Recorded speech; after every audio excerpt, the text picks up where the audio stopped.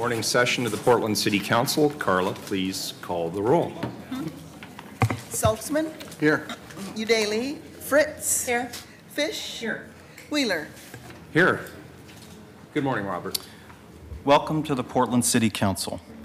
The City Council represents all Portlanders and meets to do the city's business. The presiding officer preserves order and decorum during City Council meetings so everyone can feel welcome, comfortable, respected, and safe. To participate in council meetings, you may sign up in advance with the council clerk's office for communications to briefly speak about any subject. You may also sign up for public testimony on resolutions or the first readings of ordinances. Your testimony should address the matter being considered at the time. When testifying, please state your name for the record. Your address is not necessary. Please disclose if you are a lobbyist. If you are representing an organization, please identify it. The presiding officer determines the length of testimony. Individuals generally have 3 minutes to testify, unless otherwise stated. When you have 30 seconds left, a yellow light goes on. When your time is done, a red light goes on. If you are in the audience and would like to show your support for something that is said, please feel free to do a thumbs up. If you want to express that you do not support something, please feel free to do a thumbs down. Disruptive conduct, such as shouting or interrupting testimony or council deliberations, will not be allowed. If there are disruptions, a warning will be given that further disruption may result in the person being ejected for the remainder of the meeting. After being ejected, a person who fails to leave the meeting is subject to arrest for trespass. Thank you for helping your fellow Portlanders feel welcome, comfortable, respected, and safe. Thank you, Robert. First up is communications. Item 817, request of D. White to address council regarding an update on lead in our drinking water and city in action.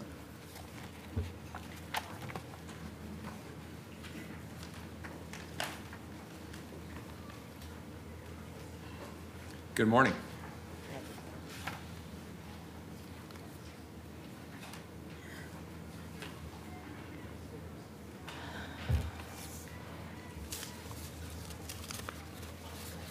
What? You going to put the chart up?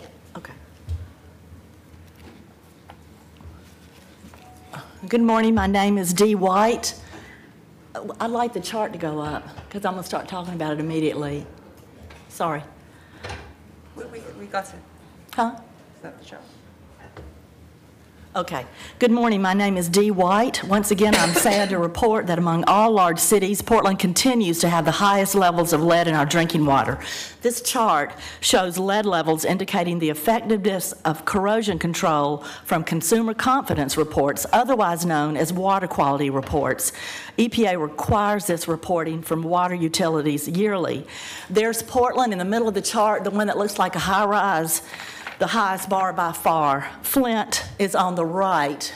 I didn't have room to get all the letters in, the names of the cities, but Flint is the far right bar. Lead in water is tasteless, odorless, and invisible. There's no safe level. Pregnant women and babies who are exposed to even small amounts of lead suffer lifelong health harm to brain development and the nervous system. A 2016 OHSU study confirmed a causal link between childhood lead exposure and ADHD.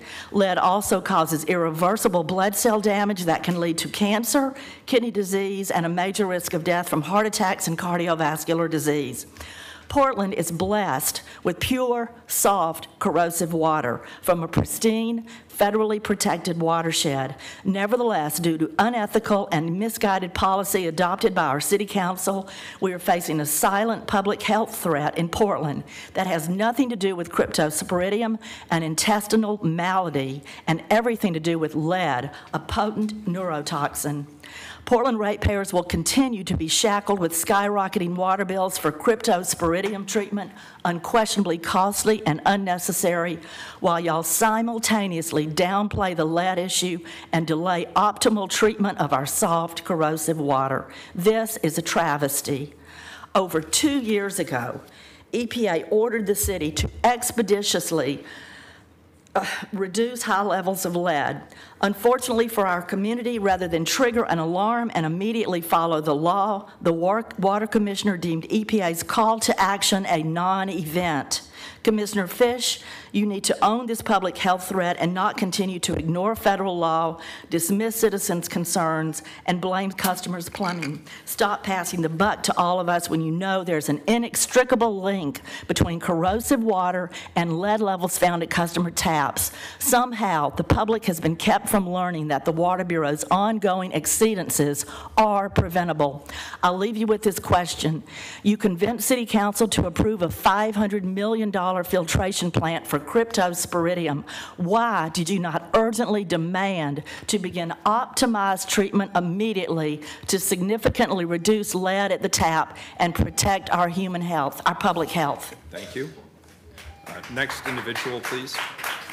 Item 818. Folks, just a reminder per council rules so we can keep things moving. Just thumbs up if you like what you hear, thumbs down if you don't. Thank you. Item Carla, next person, 818, please. request of Joseph Walsh to address council regarding communications. He is not able to make it and will reschedule. Very good. Next individual, please. Item 819, request of Edith Gillis to address council regarding public policy and city proclamation to reduce public health risk. Good morning. Good morning. I'm Edith Gillis. I originally planned to talk about how the ICE encampment followed some of the highest standards of state and county health safety requirements, and how city policy and Portland Police interfere with that and put public health and safety at risk. But in the interim, as a medic, Saturday, I want to also talk about health and safety that was supported by peaceful civilians and attacked by Portland police. Regarding ICE, we repeatedly were picking up cigarette butts left by others, litter from the public and from the protesters, sanitizing the porta potties and compost toilets many times a day, having hand sanitizers at toilets, food preparation, food serving, and self-serving food. We had health sanitizing and continually cleaning the child care tents, the medic tent, the self-serve over-the-counter pharmacy, naturopath, herbalist tent, the chemical weapons decontamination tent, and the garbage recycling centers, and the compost toileting. I and others hauled away home to our homes garbage and recycling. We also were continually cleaning that up throughout every hour. I and others machine washed multiple times, bedding, dish towels, clothing, first aid towels, etc.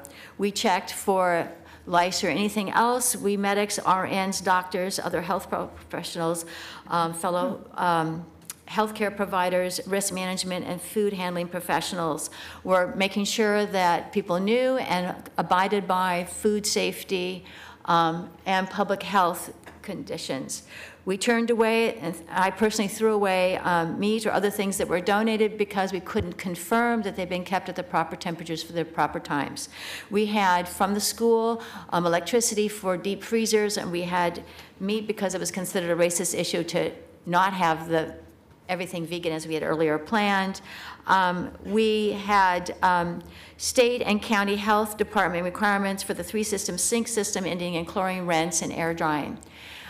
We were continually watching for our patients and having signal threads, text, so that we can maintain patient care and continuity. We were giving people information about chemical decontamination from ICE agents and heat care and providing that for folks. Now, on June 25th, the Portland Police blocked ambulances, emergency exit, legal observers, lawyers, medics, and care providers for those who needed it.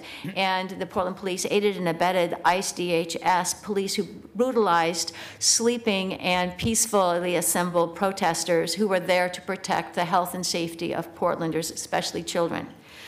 Police threatened arrest, injury for those who were cleaning up the camps, and trying to package and donate materials to help the public safety and health of others. As the Portland Police planted dog poop or human feces and needles at the Chapman Park Occupy Portland camp, after we were cleaning up, they planted needles and dog poop at the camp. Saturday, as a medic, I observed Portland police directly firing at the crowds at face level and torso level. I treated people with head injuries, bleeding injuries, sprains, and chemical weapons that were given to them by Portland police and by the other fascists who were protected by the Portland police. One of the emergency room registered nurses Listen, who was a medic you're just is talking. now Come on. injured, 3 and minutes she's not is able to long gone. provide emergency care to the public because of Portland police injuring her. Thank you. Appreciate it. I don't know if the next two individuals, Carla, wanted to come up together. Yeah, they want to come Again, up folks. together. Folks, thank you. Yes, they want to come up They'd together. like to come up together. Very good. Thank you. 820, request of Eric Vega to address council regarding police directive 810.10 and issues with law enforcement's relationship with immigration enforcement. And 821, request of Teresa Venkatachalapathy to address council regarding universal review of police directive 810.10. Good morning. Hi, Mayor. If it's okay with you, if Teresa starts out? However you'd like to Thank do you. it, 3 minutes per person, please. We have lots of business today. Thank you. Good morning. My name is Teresa Venkatachalapathy, and I'm a member of a local people power group that's been advocating for non-cooperation between Portland Police and ICE. We were really happy to see a number of excellent improvements to Police Directive 81010 in February, and we thank you enthusiastically for those. We've kept working with some advocacy groups to make sure our city code on this is clear and strong, and especially after recent news coverage on the ICE Council's cease and desist letter, we think it's important for us to sharpen our definition for what kinds of assistance we can provide federal agents who actually have a life or safety issue, while at the same time maintaining our determination not to spend local resources on the enforcement of federal immigration law. With 81010 up for universal review again, we have some recommendations for things that could be improved, and I've included a copy of 81010 with my testimony if you'd like to refer to it. First, the second sentence in section 2.2 implies our officers can detain or even arrest someone for ICE if they present a judicial warrant. However, the federal government cannot require a local law enforcement agency to effectuate their federal warrants without violating the 10th Amendment. So even if our officers technically have the authority to arrest or detain someone on the basis of a judicial warrant, we don't think they're federally required to do so. If that's the case, can Portland prohibit the police force from responding to judicial warrants if they pertain to immigration law?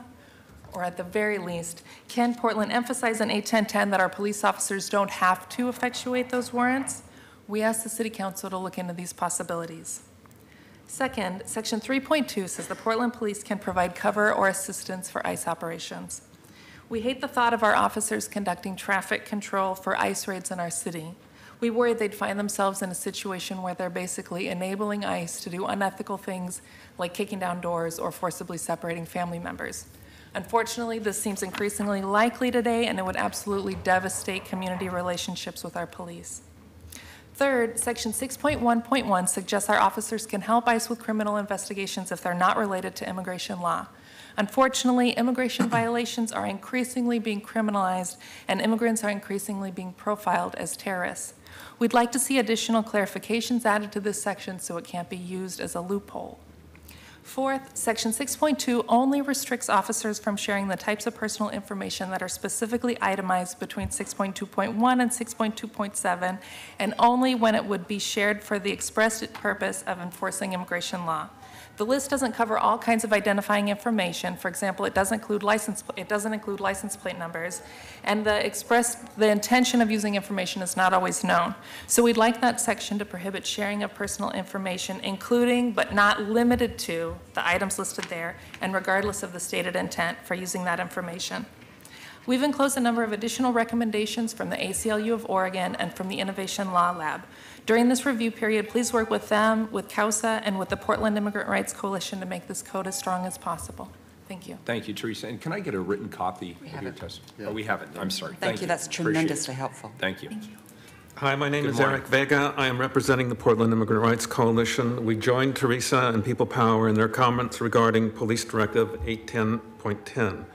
We have independently met with Sheriff Reese and Chief Outlaw and been impressed with their desire to separate local law enforcement from ICE enforcement. So I wanted to try to give just a little bit of context. I believe that what they're trying to do, their conviction, is that community-based policing is jeopardized by the ugly and divisive actions of the Trump administration and ICE. Their concerns, I believe, are reflected historically. Fear and hatred have been repeatedly used to hurt and exclude immigrants all around the country. I just wanted to give 3 quick examples. In 1790, the Naturalization Act passed by Congress said that the only people that could become naturalized citizens were white people. So it gives a kind of thematic to the way immigration is going to be viewed in this country. 2, in 1882, the Chinese Exclusion Act, Congress, reflecting popular concerns, is trying to exclude Chinese people from coming into this country. And finally, as you know, in the 1930s, there was a major campaign to exclude Mexican people from particularly the western portion of the United States. Over and over and over again, demagogues have used hate and the incitement of violence to go after members of the community. On top of this, in the 1980s and 90s, there were numerous and repeated efforts all across the country to hurt and demonize immigrants. Local law enforcement and governmental policies were devised to force them into self-deportation. In addition, I think it's important to know that historically, the third major party in this country's history was the Know Nothing Party, and it focused on Catholics, Irish, Germans, and it was both violent and mean. And we're talking about council members, senators, congresspeople, judges that were mobilized to create a massive political constituency to go after people not of this country. And the theme was, how do you use nationalist and racist rhetoric to win power? Because that's what this is about. And it continues to be true to this day. The Trump administration, its keystone is to mobilize a right-wing, populist, anti-immigrant movement. And they're doing everything in their power. I promise to be more quick right now. Today, the rhetoric and policies that you hear from this administration are about separating children from their families, about calling immigrants animals, about denying asylum, about saying that those others should be excluded. It's a violation of basic human rights. I want to end by saying that Teresa's comments are friendly. It is about sustaining and promoting human rights.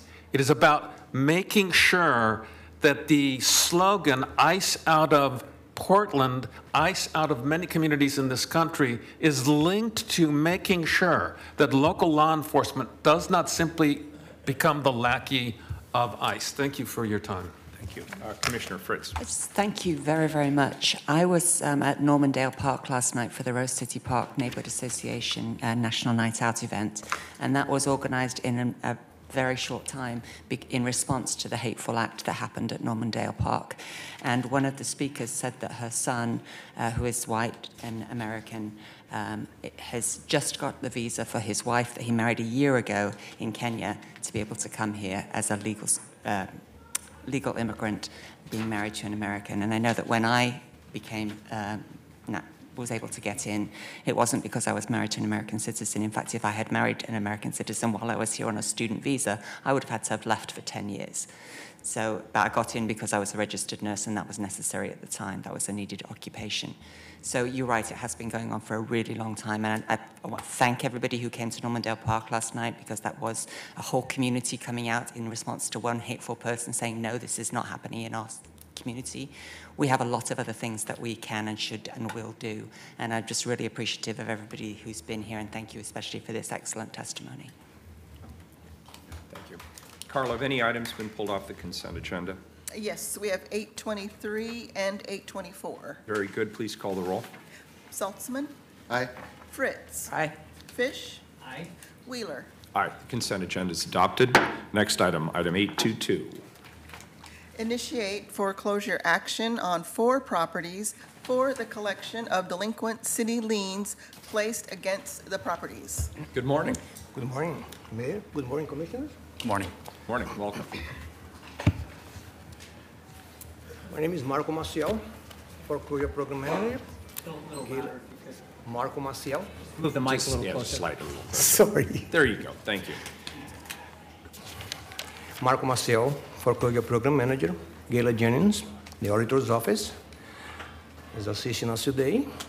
Mike Liefeld is sitting here. He's a Code Enforcement Program Manager for the Bureau of Development Services. Thank you. And Bridget O'Callaghan, City Treasurer. Unfortunately, she had a commitment. She can't be here today. And so we have Dan Simon, Deputy City Attorney with the City Attorney's Office. And we are all partners in this endeavor to make sure that continue this effort that we have pursuing so far. And if you have any answers, we are here to answer. Any questions, we are here to answer. This is the 5th foreclosure list we have brought to Council since focused effort began in 2016. The objectives of the process are to resolve the nuisance properties that we have throughout the city, minimize the adverse effect caused by these properties in the community, and bring these properties to a productive use. Foreclosure is used as the city's last resort to address vacant and distressed properties. There is a cooperative effort by the Bureau of Development Services, the Auditor's Office, the Treasurer, and the City Attorney's Office. To date, the efforts of foreclosure process has resulted in 68 properties proposed for foreclosure by the Bureau of Development Services, of which 17 have been brought to Council for vote and 44 have been paid in full. The amount recovered is approximately $2 million, and the process has motivated many property owners to find a resolution to their properties. Based on our data, nearly 2 out of 3 properties that have been paid in full have been motivated by the foreclosure activity. Today, the Auditor's Office is submitting to Council a list with 4 vacant and distressed properties with a recommendation to be foreclosed. Could I ask you a question? When you say vacant and distressed, is this what people colloquially refer to as zombie homes? That's correct. Okay, thank you. I just want to make sure I understood completely what we're talking about. Each of the properties is vacant and distressed and has been consuming the limited resources that the city has to continue working towards improving livability, health, and safety in our community.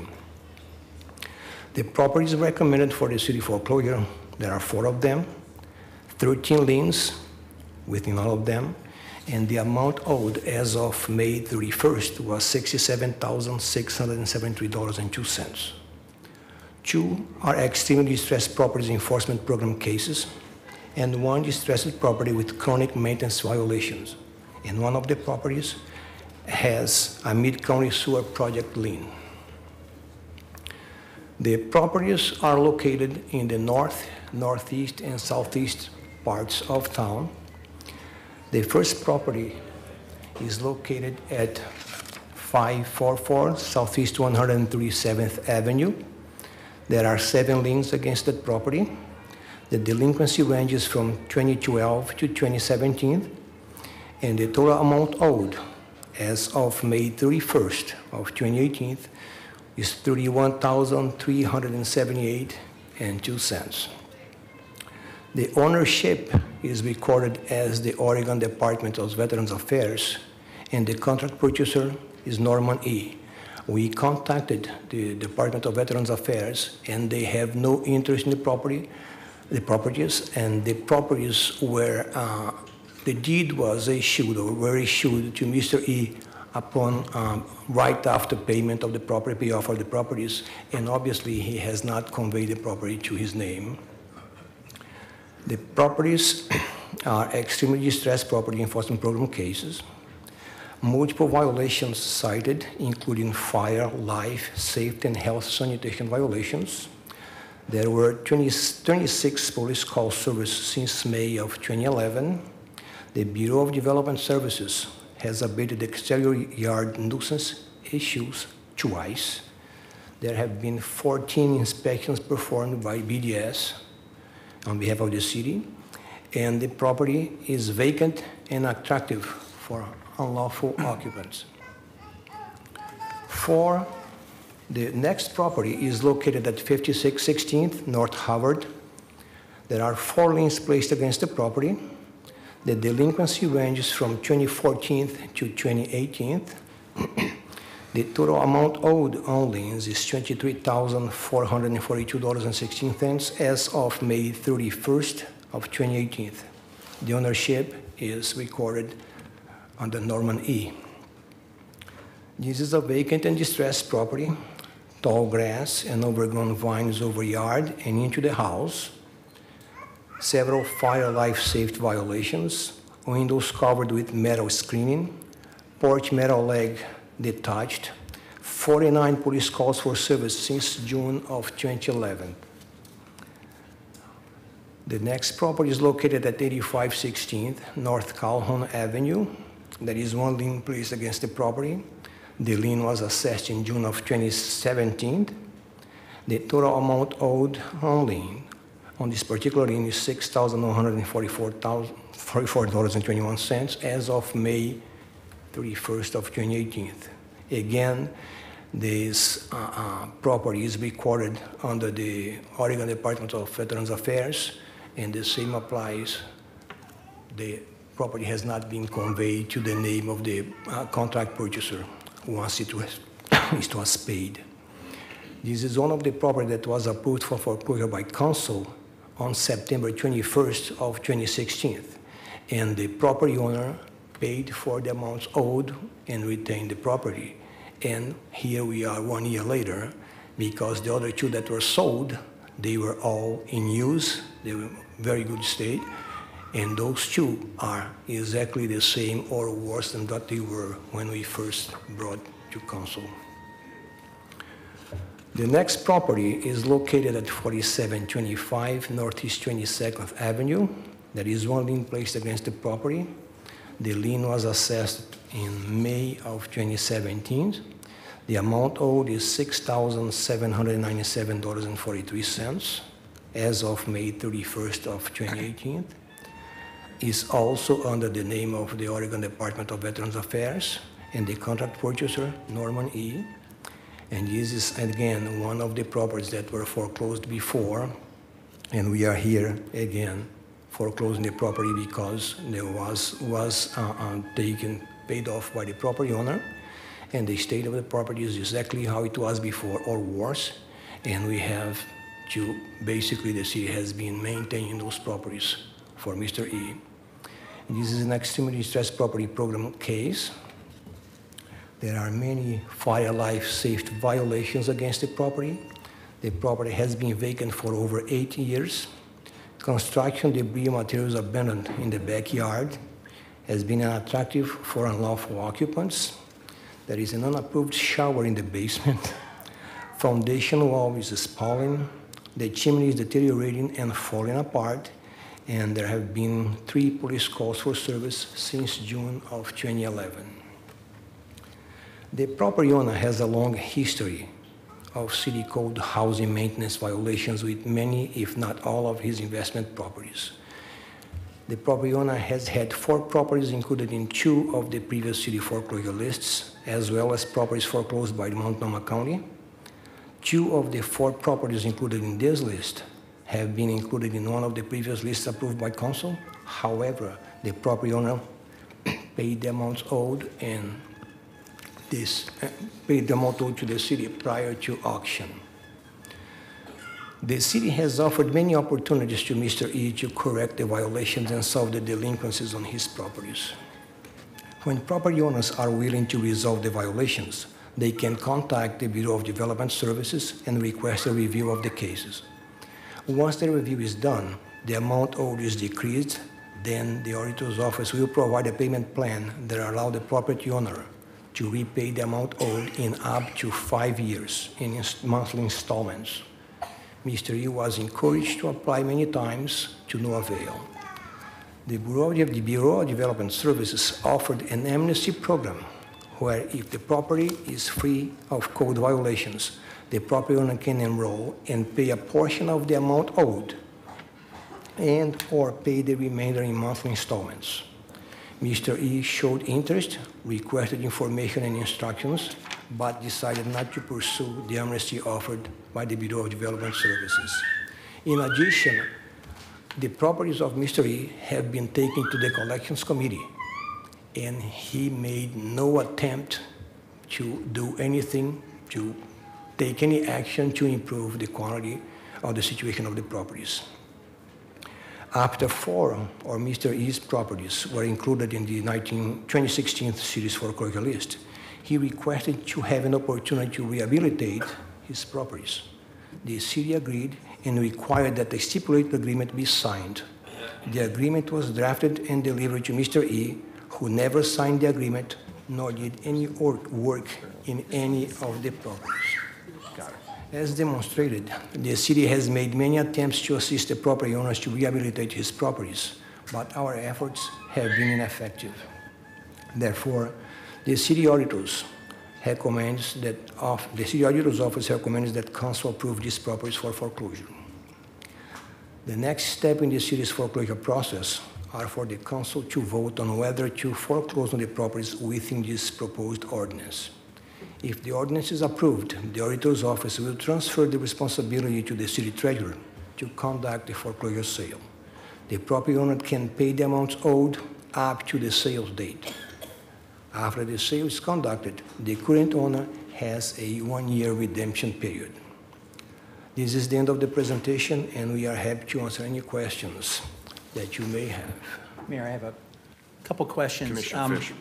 You know, someone who's maybe watching this for the first time is going to wonder, are we picking on Mr. Yee because of the frequency that he's appeared on this?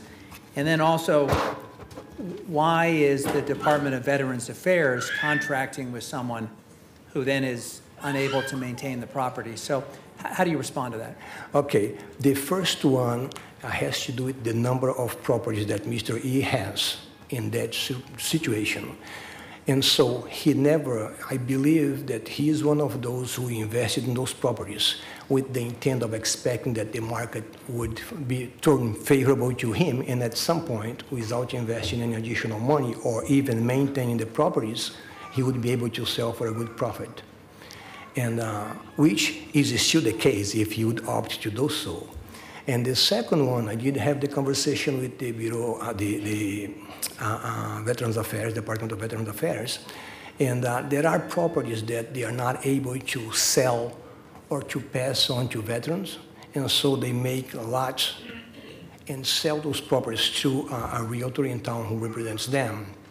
And so Mr. E is not the only one. We have had another one that came through council, but she had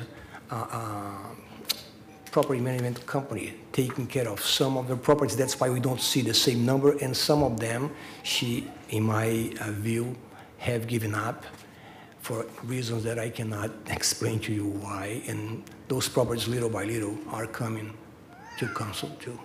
Good, thank you. So does Mr. Yee typically pay the back taxes on all of the properties that come before us? In general, it's very interesting because I contact the Multnomah County, and he pays always the last one to give him that additional year and prevent foreclosure. And he has never failed, with the exception of this year. There was one that he was unable to pay. So this is, in my view, is a way that some of those people have been operating for decades, and obviously has been profitable to them. Otherwise, they would not be doing what they are doing right now. So he does occasionally sell some of these properties? He sold 2 on the last one, okay. And that's why I think he was able to acquire the money to pay for the other 2 that he decided to maintain that are here today. Okay, thank you. Very good. Any further questions? Is there public testimony on this item, Carla? No one else signed up. Please call the roll. Yes, there is public testimony. Okay, I'd ask people to please sign up in advance so we don't miss you.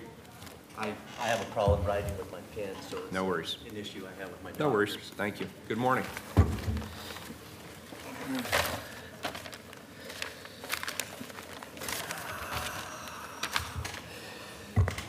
Yes, my name is Lightning. I represent Lightning, super watchdog. You're nothing but a bunch of vultures. Every last one of you.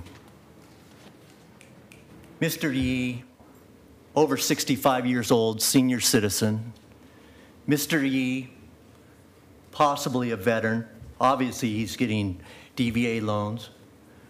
Mr. Yee, unable to maintain his properties. Mr. Yee, asking for assistance from the city and getting nothing. How do you sleep at night? Taking advantage of Mr. Yee. You are vultures.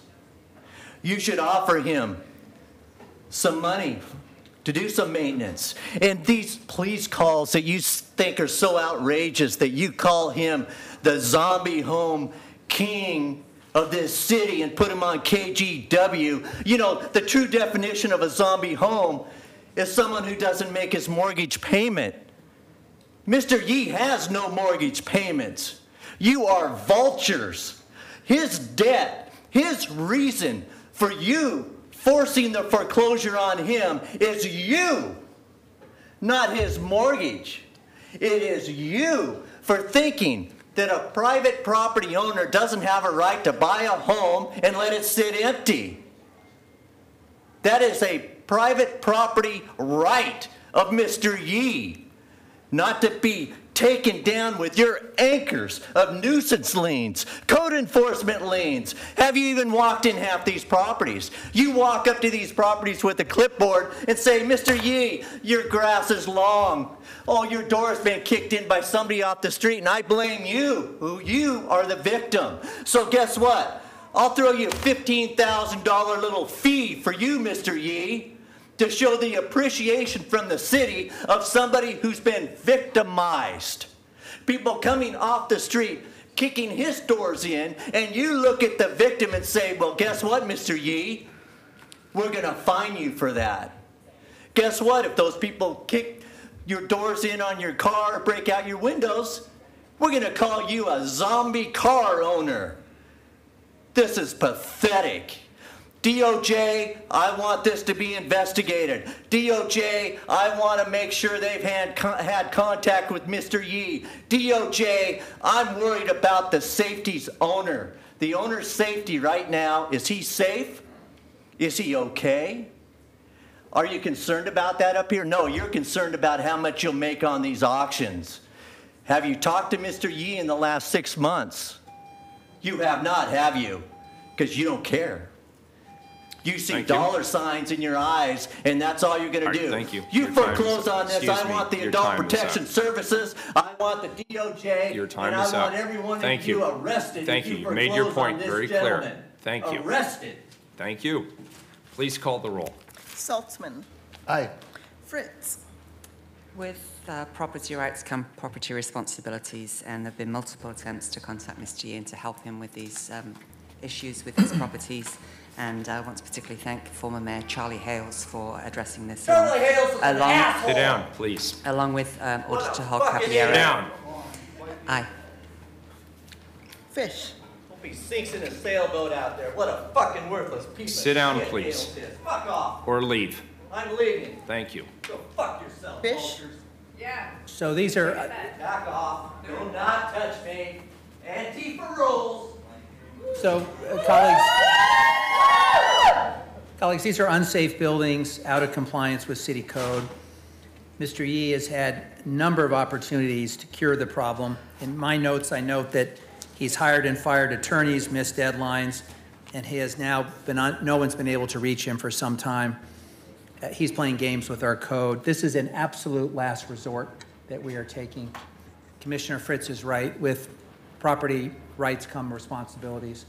These are beyond attractive nuisances, and we have to consider the impact on the neighborhoods where these buildings are unsafe and remaining vacant for extended periods of time. I hope that he gets in the habit of remedying these problems before we have to take foreclosure action. But the ball is in his court, and he has a well-established track record of avoiding compliance with our very reasonable rules. Aye. Wheeler? Sometimes I agree with public testimony. In this case, I strenuously disagree. The steps that government goes through in a foreclosure process are many. It takes many years. It has to be documented, and it has to be legal.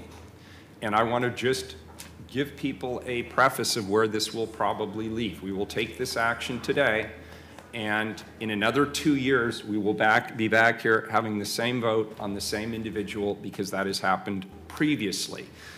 Zombie homes are a significant problem in this community. There are hundreds of them that are either, most of them are owned by banks, but many are owned by individuals.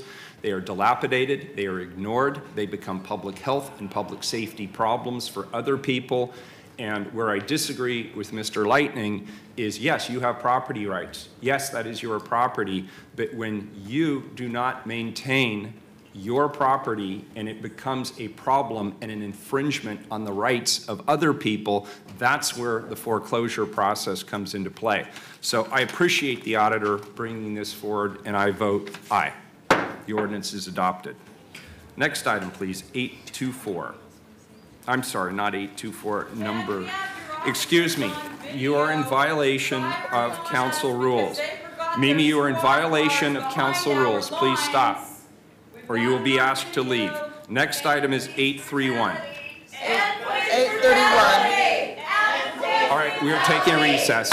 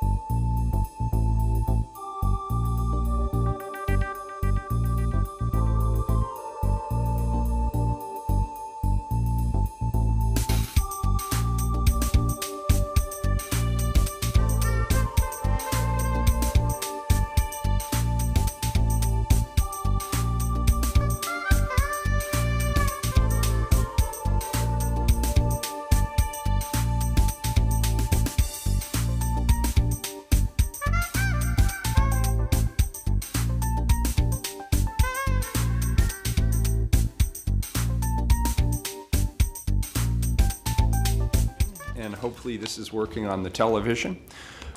Next item is going to be item number 831.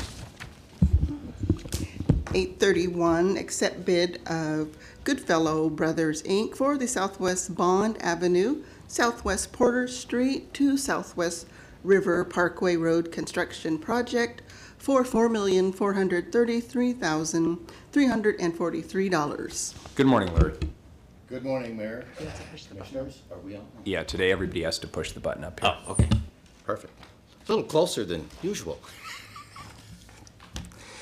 You have before you the procurement report recommending a contract award to Goodfellow Brothers, Inc. for the Southwest Bond Avenue, Southwest Porter Street to the River Bond construction project, the amount of $4,433,342.50.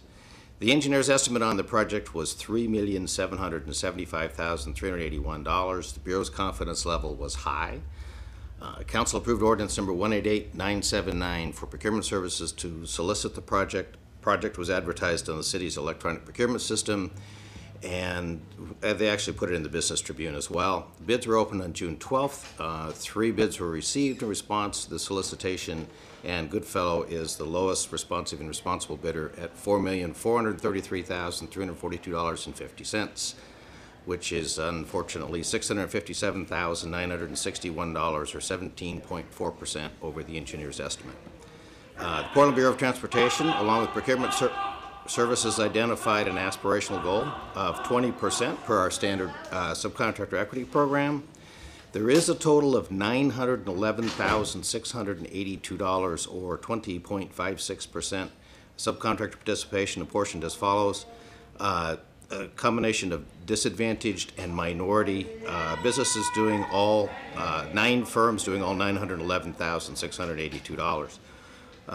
Goodfellow is not a State of Oregon certified DMWESB firm. They do have a current city tax registration number in full compliance with the city's contracting requirements. If the council has any questions regarding the actual procurement, I can answer those. Because Goodfellow Brothers has identified and met the disadvantaged minority, women, and emerging small business participation goals that meets our subcontractor program, we did not ask them to attend. The PBOT project manager is unfortunately stuck downstairs, but if you have questions. Commissioner Fritz? Just have a comment. I really like your current modus operandum of inviting the contractor to come if they haven't met the goal, and if they have, please convey our thanks to them for doing what they need to do in terms of subcontracting. Absolutely, I will. It's actually been a pretty successful process to kind of makes them think that they have to actually show up. Maybe they should put a little more effort in. So it is working. Very good. This is a report, so there's no testimony. I'll entertain a motion. So moved. Second. We have a motion from Commissioner Fish, a second from Commissioner Fritz. Please call the roll, Carla. Saltzman? Aye. Fritz? Aye. Fish? Aye. Wheeler? Aye. The procurement report is accepted. Thank you, Larry. Next item, 832. Accept bid of Granite Construction Company for the PIR South Paddock paving project for $1,224,925. Larry? Good morning again. Larry Palat, Procurement Services. You have before you the procurement report recommending a contract award to Granite Construction Company for the PIR South Paddock paving project in the amount of $1,224,925. The engineer's estimate on this project was $1.5 million, and the Bureau's confidence level was high. The council approved ordinance number 188467 June 21st, 2017 for us to competitively solicit the project. The project was advertised to the city's electronic procurement system. Bids were open June 7, 2018. 2 bids received, and Granite Construction Company is the lowest responsive and responsible bidder at $1,224,925, which is fortunately $275,025 or 18% under the engineer's estimate. Portland Parks Recreation, along with procurement services, had identified an aspirational goal for disadvantaged minority, women-owned, and emerging small businesses of 20%. That is subcontractors and suppliers. There is a total of $187,002, which is 20.2%, just over. DMW ESB subcontractor and supplier participation apportioned as follows. Disadvantaged business enterprise subcontractors, 3 firms at $73,000, and something that's a little bit unusual is a DBE-owned supplying firm at $114,002. We don't see a lot of suppliers. There aren't a lot of suppliers that are state certified. So this is kind of a good thing. Granite Construction Company is not a state of Oregon certified DMW ESB firm. They are located in Vancouver, Washington. They have a current City of Portland business tax registration number and are in full compliance with all the city's contracting requirements. If the council has questions regarding the bidding process, I can answer them, but for the same thing, because Granite Construction Company has met the subcontractor equity program goals, we did not ask them to come, nor did we invite the Portland Parks project manager to be in chambers. They might not have found us anyway. Commissioner Fritz. Thank you, Mr. Block, for your reports. I'm happy to know we've met the goal and we're under the estimate and have found a disadvantaged business supplier. Thank you. All of those affirm my support for Portland Parks and Recreation and the way that they do their projects. People at home might be wondering why the city is spending over $1 million for Portland International Raceway, and the answer is it's going to be paid back from revenues from this paving. By paving, it allows more utilization of the area and therefore will bring in more revenue. So Portland International Raceway, like the golf courses, is an enterprise program, so that it's entirely paid for by the fees of the people who use it.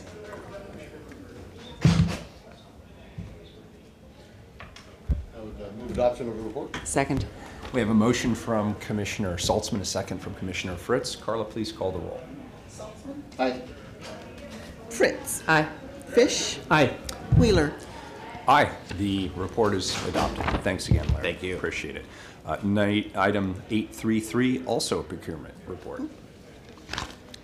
Accept bid of James W. Fowler Company for the Portsmouth University Park Sewer Rehabilitation Project for $4.2 million.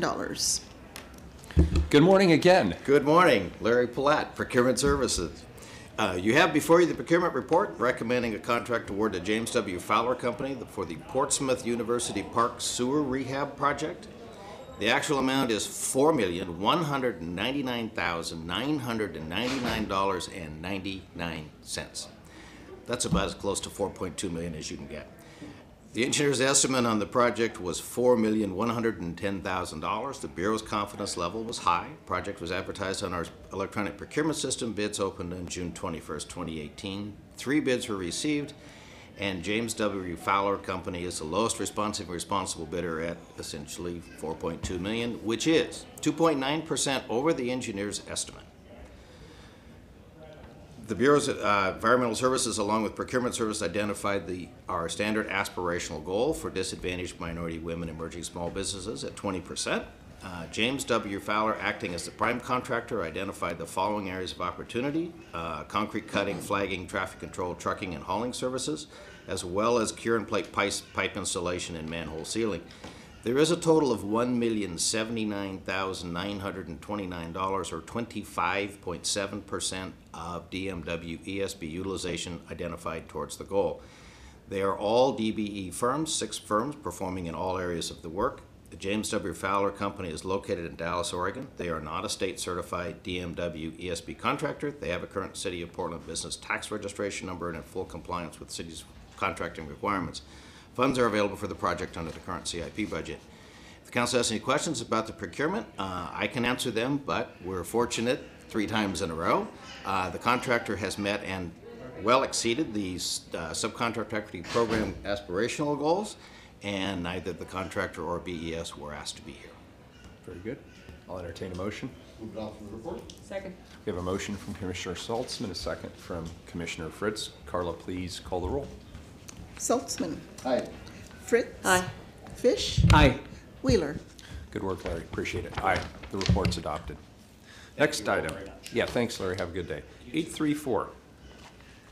Approve application under the multiple unit limited tax exemption program under the inclusionary housing program for 52nd Avenue Apartments located at 6615 Southeast 52nd Avenue. Colleagues, the multiple unit limited tax exemption program, better known as MULTI, is one of the financial incentives provided to inclusionary housing projects that choose to provide affordable units in their new building rather than paying a fee in lieu. Per state statute, each multi-application must come before the City Council for approval. This apartment building will restrict 5 of its total 32 units to be affordable to households earning up to 80% of median family income for 99 years as part of the inclusionary housing program. The 5 IH units will include 3 studios and 2 one-bedroom units.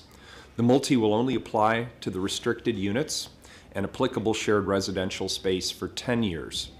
In addition, this project will receive an exemption of the affordable housing construction excise tax that otherwise would have been due on the affordable units. 52nd Avenue apartments will join the other 34 private sector projects in the inclusionary housing permit approval pipeline, making a minimum of 225 units affordable, in otherwise market rate developments. This is the owner's first IH multi-project. And we have Dory von Brothel here today. Good morning.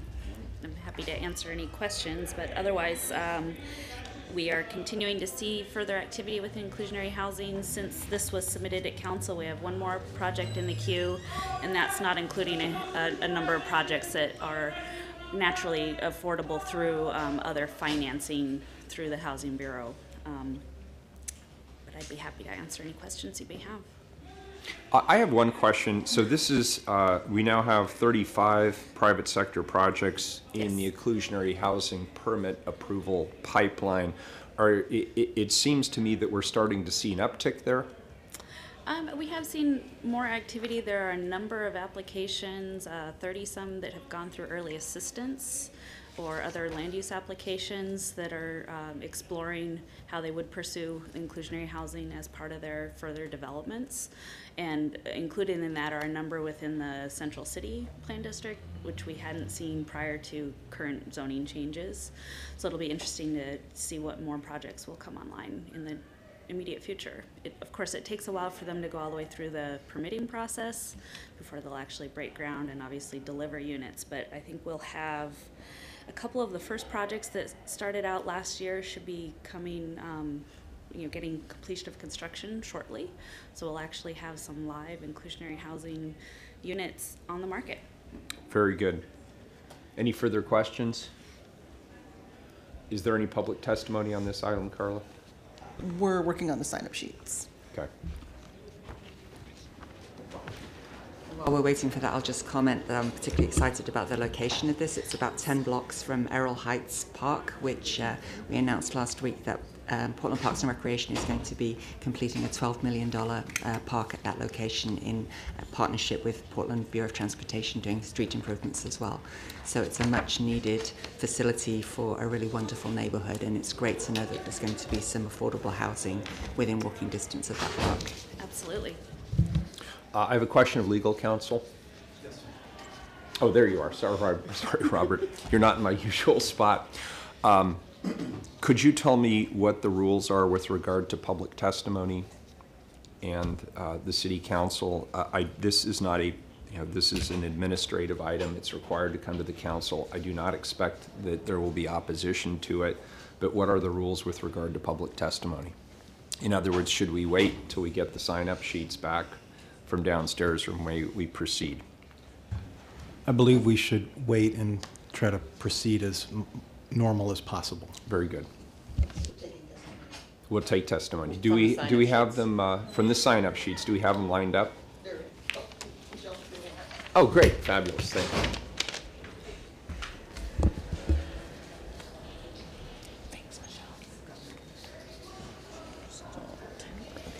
Okay, so we have Crystal Ilinsky. Crystal, why don't you go ahead and we get started? Taylor O'Shaughnessy and Charles Bridge Crane. Good morning, and I just want to remind people again, testimony is taken on items specifically? Oh, always. Thank you. Yeah, I and then appreciate this far, I've been cut out by the last couple I wanted to testify on because they told me to go to Lovejoy, and if I ran back over there as someone was testifying, they'd let me in, and both times they told me I was late. So that was about the lead and the Benson bubblers. I wanted to ask about that. And then the last one was about maybe taxing the big corporations like Nike and Intel and PGE and not worry about these, help people that are going into foreclosure. We could get a lot of money from these huge corporations that run the city. So I didn't get to testify about those. So this one, I had written some letters about a big subsidized project by Central City Concern on 128th and Stark. And I know it was a foreclosed property. I used to go to a clinic across the street, so I'd always wait at that bus stop, and I sort of trespassed on the property. It was beautiful second growth forest, Douglas fir, and there was this old farmhouse there, and next to it was an empty lot that was fenced off. So I noticed the people eventually were gone, and I kind of looked in the windows thinking I could rent, and then it was empty, and then it was boarded up, and months went by. Then they came and they tore it all down, and I didn't know anything what was going on. There were no signs or anything. My friend had just moved into a house across the street, and she wrote letters to the city as well, and to CCC. And they gave us a form letter. We didn't know we had written letters, but we got the same letter from them that, oh, we told the public, here's the picture of the sign, and it was taped to a tree that was in that other lot that was fenced off, facing the other way. So, and you could see the fence in the background, so the sidewalk, there's no way you could see that sign and know that they were about to tear it all down to build this CLT, Tyvek, and particle board monstrosity. So with the Carpenters Union, I've been telling them this is ridiculous. Like, they didn't even bother to pave the road. I guess she wrote a letter about that, my friend, and the city this time responded saying, oh yeah, well, we've got 200, how many miles of unpaved road in this city? Like, oh, this, no big deal. It's just another one of these. Well, when you're building a huge construction like that, it behooves the city to have a street that's paved. And for the carpenters, we're ruining our equipment up and down the street all the time with the ruts, the mud, the dust. It's all the neighbors signed a petition, and the city pretty much ignored it. So I know from my angle, I asked a direct question. I said, what did they pay for those trees, for that second growth forest that was there? Never got a response. I just got that form letter. So to this day, I haven't heard anything. And so when I hear about like giving tax exemptions to some of these and supporting CCC and their big subsidized monstrosities that just tear up whole neighborhoods, I'd really like us to be, at least take the input from the community, at least take that into consideration. So I'm asking now for a direct response from the city and from CCC to my letters and from the letters from that neighborhood. So if you could look into it and respond to us, that would be excellent. I'll follow up on it. Very good. And, Thank you for your testimony. I hope you're well enough to run a campaign. Last time I talked to your staff, they said they weren't dealing with constituents because they were too busy with the campaign. So I hope it goes well this time. It's a pity to spend time on a campaign when you're in office. All right, take care. No argument. Thank you. Appreciate your coming in. Thank you. And next We have individual. Charles Bridge Crane. Very good. Come on up. Good morning, sir. Good morning, Commissioners. Yes. Are these the same distance? That one's not on. Magic button. There you go. Yeah, there you go. Change. I'm timing it. Carla's got the clock. She's got the super eye clock. So it's good to finally, I think this is Charles Bridge Crane Johnson, and this is the first time I've seen inclusionary zoning item come up on the record. I don't know how many we've processed, but we know that we still need to focus on approving this project and preparing a better, more vital inclusionary zoning plan. I don't know if it's on the legislative agenda for the county, for the city's legislative liaison people, but 5 out of 32, it looks like a good ratio, but we've seen the crisis with 16,000 essentially luxury apartments that are occupying space that is pushing people into the streets and under bridges. So I hope that when you approve these, you'll also have people in the relevant bureaus in conversation with these developers and other developers about where we can create projects that still maybe even exist off of high rent units, but without having a pour door, still keep space for single and low income families in them. But this neighborhood looks like it's going to be in the neighborhood of a newly opening emergency long-term shelter. And I hope that these developers and the people in that neighborhood can all work together to provide another great Portland neighborhood. Thank you. Awesome. Thank you. Appreciate your testimony. Any further testimony, Carla? There was a Taylor O'Shaughnessy. I don't know if they've found them out there.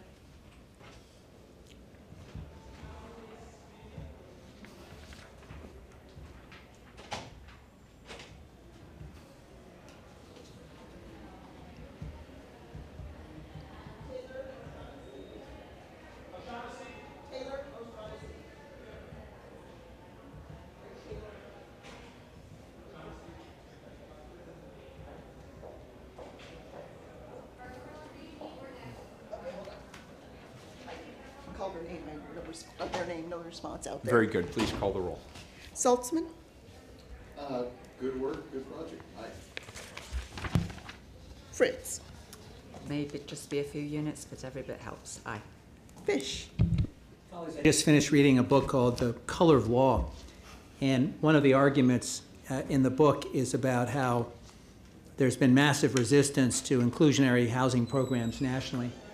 And where they have actually been implemented, we've seen affordable housing in so-called high opportunity areas, or more importantly, spread throughout the community.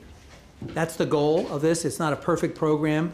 In a perfect world, it would not have an 80% MFI ceiling, but it is a way of distributing more affordable housing throughout our community. And I'm very pleased that we're seeing an uptick of developers that are choosing to participate in the program. Aye. Wheeler. I vote aye. The ordinance is adopted. Thank you. Next item, 835.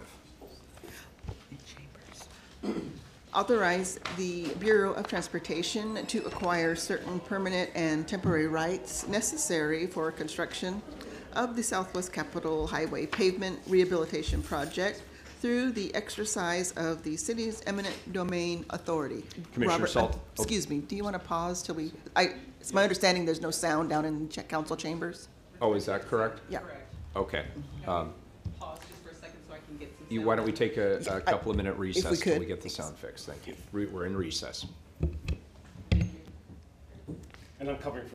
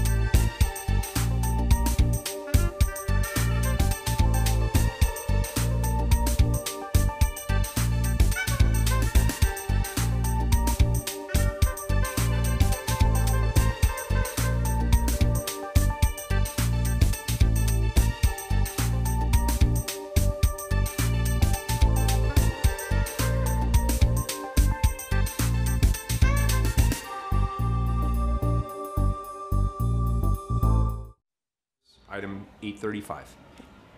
Authorize the Bureau of Transportation to acquire certain permanent and temporary rights necessary for construction of the Southwest Capitol Highway Pavement Rehabilitation Project through the exercise of the city's eminent domain authority. Welcome. Commissioner Saltzman, did you have something to say? Yes. An introduction, sorry. Thank you, Mayor. In 2016, Portland voters thankfully approved a 10-cent gas tax to go towards street maintenance and safety improvements on our streets. As part of the Fixing Our Streets project, Southwest Capitol Highway will be repaved from Southwest Texas Street to Southwest Multnomah Boulevard with Americans with Disability Act upgrades to 39 ramps. The item before us would allow the city to use eminent domain to acquire portions of land necessary to complete the upgrades to Southwest Capitol Highway. All affected property owners have been notified and invited to the council meeting by the Bureau of Transportation. And Marty Maloney from PBOT is here to answer any more questions. Yeah, that's good morning, Mayor, Commissioners. Good morning. Yeah, thank you for the introduction, Commissioner Saltzman. And yeah, like you said, if you have any other questions, I'm happy to answer. Commissioner Fritz. You said that the property owners are aware. Is there anybody who's concerned? Are any of the eminent domains permanent easements? Yes, we do have 3 permanent easements on this one, and to this point, nobody has had any issues with the actual acquisitions. They're, even though we don't take them lightly, they are fairly minimal acquisitions. Okay, and I know that sometimes taking it through eminent domain is more favorable to the property owner than a straight sale. So, yeah, absolutely. Thank you very much. Any further discussion on this item? Is there any public testimony? Charles Bridge Crane had signed up. Is he out there, John? Charles Bridge Crane. Thank you.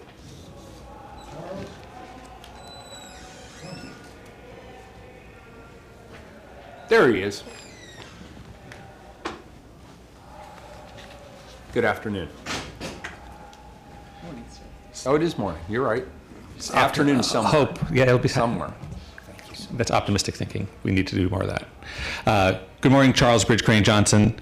And I think this, I don't know if you ever made this speech, but Mayor Hales and various staff would tell us how unique it is in the avoided process to use eminent domain. So it's quite interesting to find ourselves in an eminent domain proceeding or approval for one here. If you look at your documents, you'll see that on page 3, paragraph 4, this is part of fixing our street. And it seems there are a lot of people here that want to talk to you about fixing our streets in a different way. So I think we should, on the record, acknowledge the context of this meeting where we've had to limit public access because there are people that are concerned about the injuries police have done to their friends and neighbors. Obviously, we can't get into that in depth. We have to look at the fact that when we go to there's awesome Exhibit 2, we can finally find out where this is instead of the real estate language of part, lot, tract, such and such. We're looking at the corner of Southwest 36th. And not only is it maybe historic that we're actually doing eminent domain, it's so tiny. Such a tiny little parcel of land. It'll be interesting to see how the financials work out on this. I don't know. I didn't see in the briefing if it talked about the actual, if there's actually going to be financial cost or if this, it has to be with eminent domain. It didn't seem clear who the owners were, but I hope that as we address these tiny nuts and bolts of getting a little teeny corner improved there at 36 and Capitol, all of you as commissioners will, outside of these structured proceedings, be open to some interfacing with our friends and neighbors who feel like other powers besides eminent domain powers have been abused and we need to take corrective action. Thank you for your time. Charles, can I just make one observation? Because I think there's a matter coming up later on authorizing eminent domain on some easements that are going to allow us to do some sewer reconstruction work. The protocol at the city is to seek the authority to pursue eminent domain and then to negotiate to see whether there's a willing seller or a willing participant. So there's a continuum. So these may not go into litigation. Correct. Our experience, for example, with utilities is more often than not, there's a willing participant who's willing to negotiate a fair price for an easement so if we have a pipe or something below their property. This is the formal way that we kick off this process, but it doesn't always result in eminent domain. I just want to make that. Thanks for the reminder. Very good. Thank you for your testimony. Thank you. Please call the roll. Saltzman. Aye. Fritz. Well, first, thanks to Commissioner Steve Novick for passing the Fix Our Streets bond. This is actually in his neighbourhood, one of the first that's come through, so it's particularly important to stress that it's next to the Multnomah Arts Centre, which houses the senior centre, and also next to Meals on Wheels. So I'm extremely happy to hear about the accessibility upgrades to 30 ramps. That's a lot, and it's a very walkable neighbourhood in Multnomah Village, so this is an important project. Aye. Fish. Aye. Wheeler. Aye. The ordinance is adopted. Thank you. Next item, 836. Accept 3-year report on the $68 million Parks 2014 General Obligation Bond. Commissioner Fritz. Thank you, Mayor. The Parks Replacement Bond was passed in 2014 with 74% of the voters approving it. And thank you again to all of the voters and the taxpayers who make this entire program possible. It's been one of the joys of my 5 years of being the Portland Parks Commissioner to have passed the bond measure and then worked with this fabulous team to get so many projects done. And it's worth saying that not only have we been investing the $68 million, but where possible, we've also invested system development charges or construction impact fees to make each of the projects even better.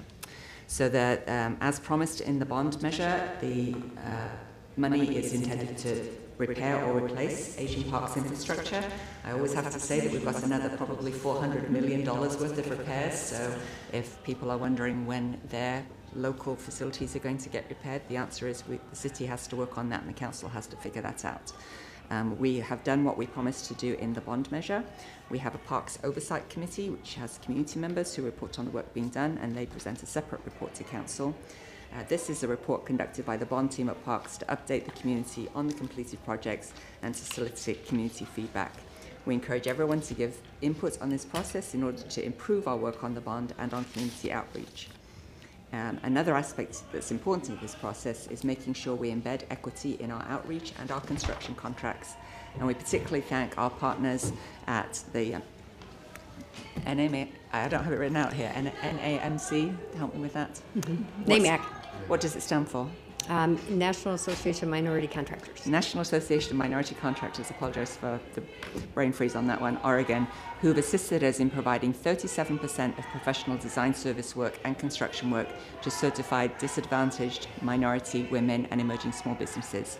And we will continue this great work as we move forward to make sure we've taken care of our parks, making sure all have access to the jobs, contracts, and services that they provide. And pleased to turn it over to our asset manager, Lauren McGuire. It's a bit distracting. Sorry. Pleased to turn Thank it over you, to Lauren Commissioner McGuire Fritz, from Mayor Portland Wheeler, Parks and members of the Recreation. council. Thank you. My name is Lauren McGuire. I'm the Asset and Development Division Manager for Portland Parks. And with me is Robin Laughlin, who's our bond team lead. We had a PowerPoint, but we'll just kind of run through the information.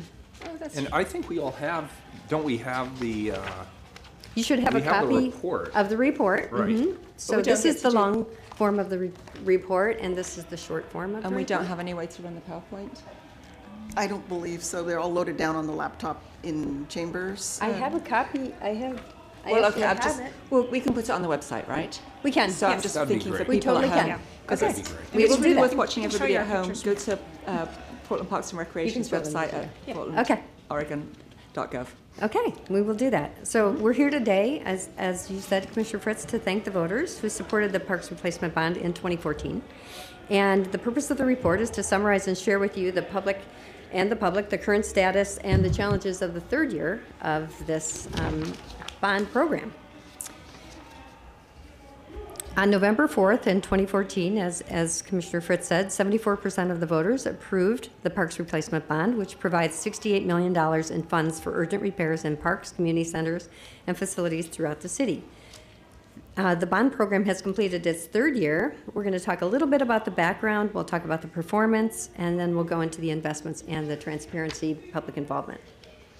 The bond program is implementing 52 projects in 2 phases. In your bond annual report, you'll see there's a map,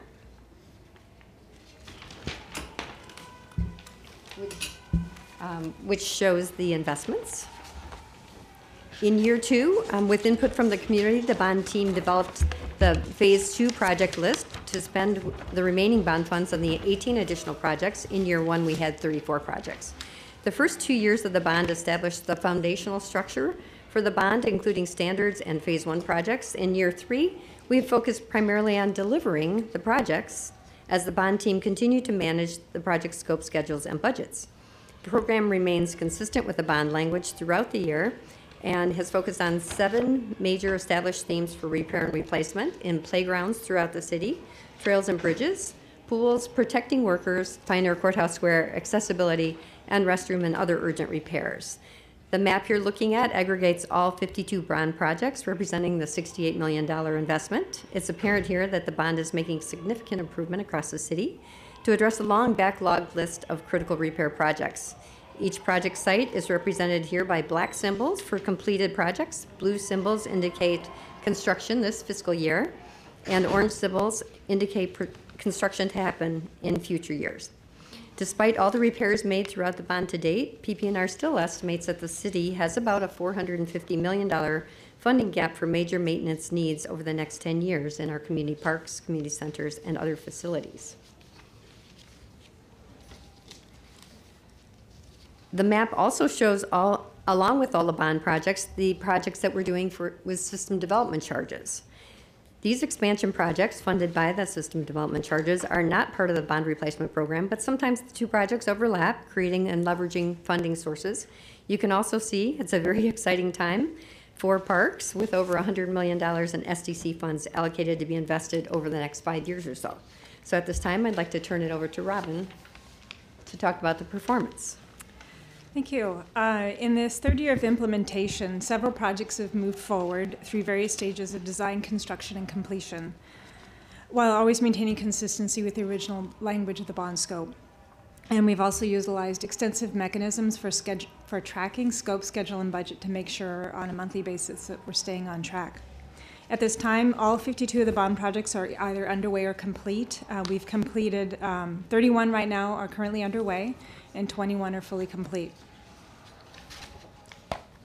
And again, the majority of the projects continue to stay within their originally defined scope. This is one of our strongest performance measures that we've been measuring the team with.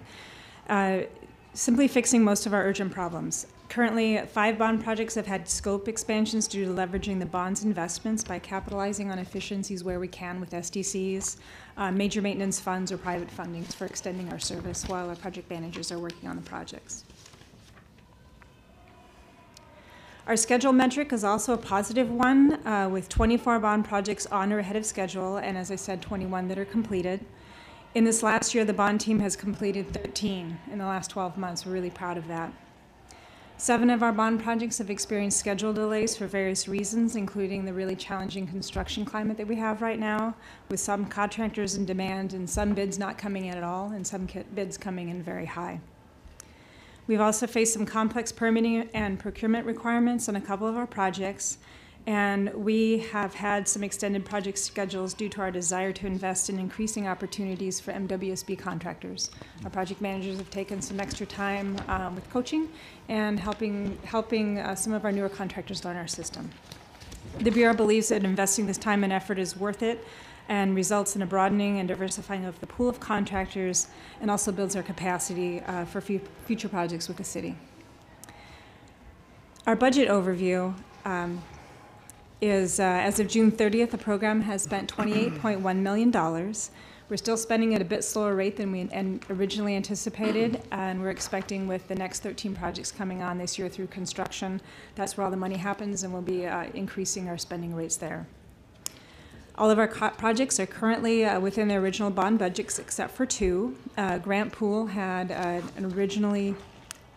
a higher than anticipated construction costs, And due to an accounting error, Park Lane Lou was charged a little bit more than it should have. However, the overall project budget stayed within budget, as that project also had SDC funds assigned to it. And a graphic that you can see in our report, you'll see that our spending on administrative costs has gone down over the last 3 years. Right now, we are really excited to share the news that our administrative expenses are continuing to fall since year one.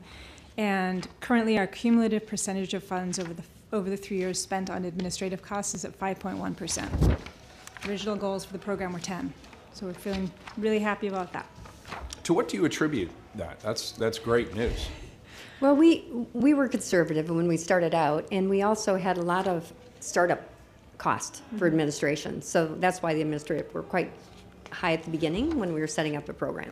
Well, I want to thank you, and I want to thank Commissioner Fritz for making that a priority. And I think that's a huge statement around accountability. And I know that when people vote to support these bonds, we make representations around accountability, and the public expects us to uphold that accountability. You guys are doing a fantastic job. We have an excellent I didn't staff. want that to be a footnote in today's presentation. Well, thank you, Mayor. And Lauren is too modest to say so, but actually it's also because the staff work incredibly hard, and there's not really enough to do all of this work, and so they're all working massive amounts of hours and doing it willingly and with great skill. And so thank you very much to the entire team. Yeah, thank you. So I was just curious, are there particular types of projects that we're not receiving bids for, or are there still projects that we haven't received any bids for? There have been a few. You may have heard at our last presentation, St. John's Roof. The first time we went out to bid, the bids were too high. We restructured the package, sent it back out to bid, and we got no bids. Roofing contractors were just too busy. Most recently, the North Park Blocks Playground project was a renovation. We went through the prime contractor development program, and no bidder showed up for our mandatory pre-bid, so we had to go out on the open market for that one. We had them busy on lots of other projects. Yeah, so a lot of it's just that, again, that tight construction market. Good. Another good note is our investments. We're working not only to improve our parks infrastructure, but we're really investing a lot of money in the local Portland community with disadvantaged minority women and emerging small businesses, giving them a lot of opportunities to design these projects, to build them, and to help construct, or to design them and bid on them and help construct them. Our success rate with the DMWSB firms has been laudable to date. 31% of the value of our professional technical services has gone to these firms, and 39% of the construction dollar value has gone to these firms as well. And as a reminder, the city's goals are 20% for those numbers. Our bond team is also very proud and passionate about our park system, and we really want to share that with the public. With our initial bond work, the extensive outreach process helped garner bond support, thanks in particular to Commissioner Fritz and Commissioner Fish. Building on these efforts, the bond team was engaged in a public outreach tailored to each of the bond projects. The numbers that you see on your screen, we can share these with you later. We've done quite a lot of outreach efforts, and these numbers show that, and those are also represented in the hard copies you have. We realize that our work around community engagement has to reflect our diverse community and what their needs and desires are. To help foster these efforts, we're ensuring that we're hearing from a broad spectrum of Portlanders. Our community engagement staff have involved community engagement liaisons. These are members of the community with ties to Spanish-speaking, Somali, Vietnamese, and Russian communities. And these specialists have helped assist us with our outreach and translation for a lot of our playground renovation projects. Project-specific outreach has also been targeted to low-income and disability communities, and open house meetings have been held in conjunction with Greater Portland cultural events such as Summer Free for All and New Year in the Park. Continuing through transparency, our Bond Oversight Committee continues to provide oversight for us. One member has changed in the last year as Chairperson Dion Jordan's term has ended, and he has resigned from the committee. A search for his replacement is underway. Our current committee includes John F. Colon, Karen Loper-Tracy, Zari Santner, Ken Richardson. This group has helped us a lot as we've gone through and grown the program.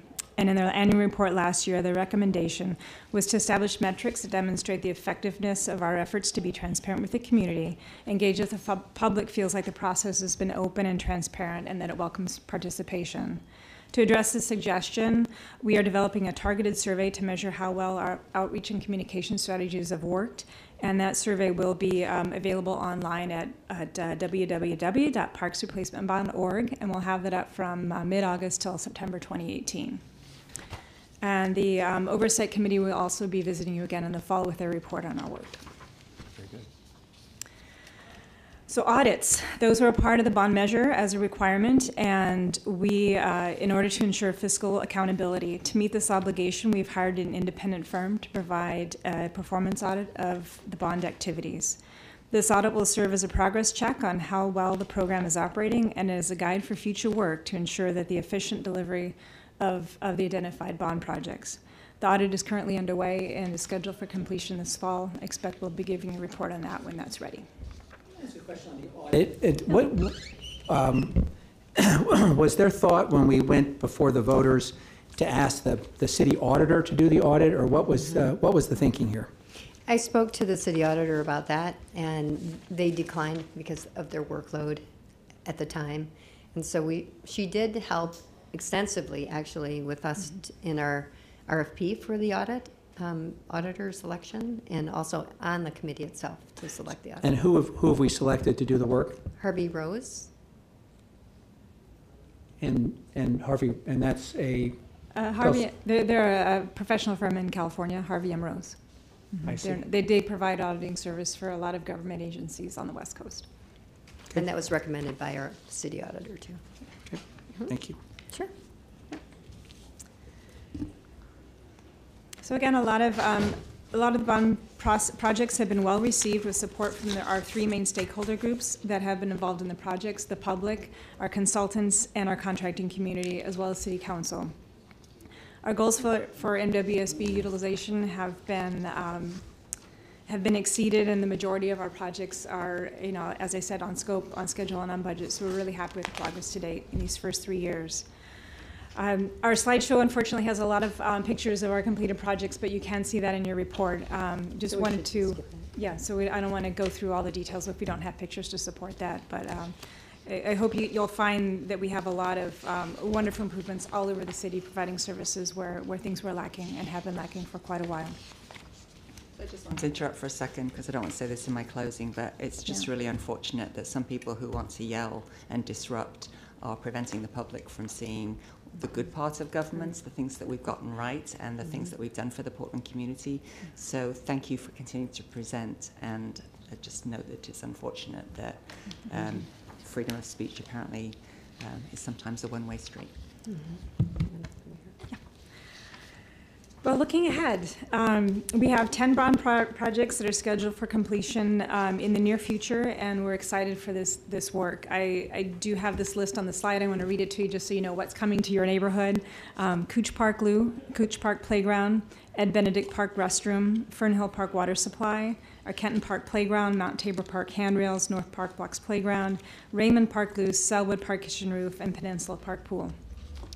So with that, we're happy to present you with the long form of the annual report for the bond, which will be shared with the press and the neighborhood coalitions and will be available on the Parks website. The information presented here can be found in that report. It's also intended to be completely transparent and honest, not only about what went well for us, but what did not. The short version, which is the one I gave to you, is also available and will be distributed at events throughout the summer. It's available in English and also translated into Spanish. So we anticipate we'll be able to deliver the bond, the Phase 1 and Phase 2 bond projects as promised for the $68 million, and we're happy to take questions at this time. Thank you. Very good. Further questions? And you will post on the website. We will. We'll post the PowerPoint. PowerPoint that we wanted to see today but could not see. Sure. Yeah. Very Absolutely. good. Yeah, thank you. So we have a motion. Second. We have a motion from Commissioner Fritz, a second from Commissioner Fish. Carla, please call the roll. Saltzman. Well, thank you for a great report, and thank you, Commissioner Fritz, for your leadership in getting this bond measure approved by voters. And I really appreciate the very thorough approach you're taking to monitoring your administrative expenses, getting the audits done, and getting the work done too, when we can find the contractors. Thank you. Thank you. Aye. Fritz. Thank you very much for the report. It's good to see on paper and acknowledge to the community what's been going on with this bond measure. Just want to tell a quick story about the human impacts of these investments. On Sunday, I was at the Buckman Community Association picnic, and in the Buckman neighborhood at Colonel Summers Park. And two of the projects that feature on this report, one of them is the Colonel Summers Loo, and the other is the splash pad there. And I was approached by a neighbor who said she lived right next door to the park, and do we design these things with public safety in mind? And I said with some trepidation, yes, hoping that she wasn't going to say, well, you've done a terrible job. And in fact, what she said was, it's transformed the park. That it used to be a place where there was a lot of criminal activity going on, that there was a lot of drug use and other things happening, and the Monday Fun Day, which was kind of mayhem for the whole community every week. And because the loo replaced the restroom, which was very unsafe, because the splash pad has brought in families to the park, and it was designed in a way that the location was intended to make sure that there was positive activity on both sides of the splash pad. So it's not just a recreational facility, it's transformed the park. And I don't know what the total investment was in those projects. I'm guessing it was less than $1 million, but we were spending a heck of a lot of money beforehand on crime prevention, on police response, on various other less positive activities. And now we have this wonderful park that really is bringing the neighborhood together, including people who live outside, who were very welcome at the picnic and who were participating in picking up trash and helping out. So it made me feel really good that was one of the things I got to do in the last week. I've thoroughly enjoyed being the Parks Commissioner. I thank Mayor Hales for allowing me to do it for 4 years, and Mayor Wheeler for since he took over. And obviously my main goal has been to take care of our beloved parks and make sure that all Portlanders can enjoy them. So with this bond measure, we have 50 projects throughout the city, includes 10 loos and restroom renovations, plus the Pioneer Courthouse Square gender-neutral restroom. I'm really proud of being the loo queen and the restroom queen. This has been the largest expansion of public restroom facilities in the history of Portland Parks and Recreation. We've also, as was mentioned, leveraged the system development charges for improvements to places like Peninsula Pool, which is not only renovated but now has accessibility improvements. Accessibility has been a theme throughout, as we promised in the bond measure. So we have recently announced an inclusive play area for people of all abilities at Gabriel Park in Southwest. As was mentioned, we're opening Cooch Park, which is also going to be, has been developed in collaboration with Harper's Playground. So with the opening of Gateway Discovery Park on Saturday, that means that 4 of the 5 quadrants of Portland now will have very shortly accessible, fully inclusive playgrounds, with just Southeast waiting its turn patiently. So I'm very grateful and happy about that. Thank you to all the staff at Portland Parks and Recreation, including the amazing women who are here in this room. Lauren McGuire, Robin Laughlin, Maya Spencer. Sorry. Kia Selly has been doing an amazing job as interim director. Mike Abate was very much a part of this whole program. Marianne Cassin, the list goes on and on and on. Thanks to all the community engagement staff, the equity teams, and then Commissioner Nick Fish, who took the bond measure over the finishing line in 2014 and has been a staunch supporter of parks for as long as I've known you, and I'm really proud to work with you. Christina Nieves and Pooja Bhatt, and my staff, formerly Patty Howard and Tom Bizot, and of course my Chief of Staff, Tim Crail. It's really been an honour, and I wish I could thank everybody by name. Aye. Fish. Well, Dan and Amanda, I think, have said it all. I would just say that this is a model report, and you set the standard and the bar very high. Congratulations. And I look forward to providing strong leadership with my colleagues as you continue your excellent work. So thank you very much. Aye. Thank you. Wheeler. Well, I want to reiterate my thanks to Commissioner Fritz. Her passion and her enthusiasm on this is obvious, and it's contagious, and it is exhibited tangibly through the work that's been done at these parks. And I do hope that people have the opportunity to take a look at what you described as the long form of the report, which honestly sounds terrible. It's terrible marketing on your part. And I want to stick to your overall objective. Healthy parks make a healthy Portland. And I could not agree more, and I thank you, Commissioner, for your outstanding stewardship. I thank the Parks Bureau team and everybody in the community who worked hard and advocated for and helped shape this vision and ultimately supported it with their own tax dollars. This, to me, is a prime example of what is fantastic about our city and what makes it unique and what makes it work. So thank you. I look forward to next year's report equally. I vote aye, the report is accepted. Thank you. Thank you. Thank you. Next up will be 837, Commissioner Fish. Authorize a joint funding agreement with U.S. Geological Survey in the amount of $1,623,235 for stream flow and water quality monitoring. Commissioner Fish. Mayor and colleagues, for more than 40 years, the city has had an ongoing cooperative agreements with the U.S. Geological Survey to collect stream flow and water quality data in the Bull Run watershed. Today's agreement will continue that successful partnership. It's my pleasure to introduce Eddie Campbell, Resource Protection Group Manager from the Portland Water Bureau, to give us a brief overview. Eddie? Great. Good morning, Mayor and Commissioners. Again, my name is Edward Campbell, Resource Protection and Planning Director for the Water Bureau. As Commissioner Fish has indicated, the item before you today is the renewal of an intergovernmental agreement with the United States Geological Survey to maintain and operate water monitoring stations in and around the Bull Run water source. These 13 water monitoring stations provide critical real-time data regarding tributary flows, the reservoir levels, and water quality. That's essential to both our operations and then also with our ability to comply with the requirements of the Safe Drinking Water Act, the Clean Water Act, the Endangered Species Act, and the Federal Energy Regulatory Commission. This agreement provides the city with the option of adding one additional monitoring site if we deem it necessary, and that would be below our intake to help us manage our flows on the lower Bull Run River. So that is an option that's built into this updated agreement.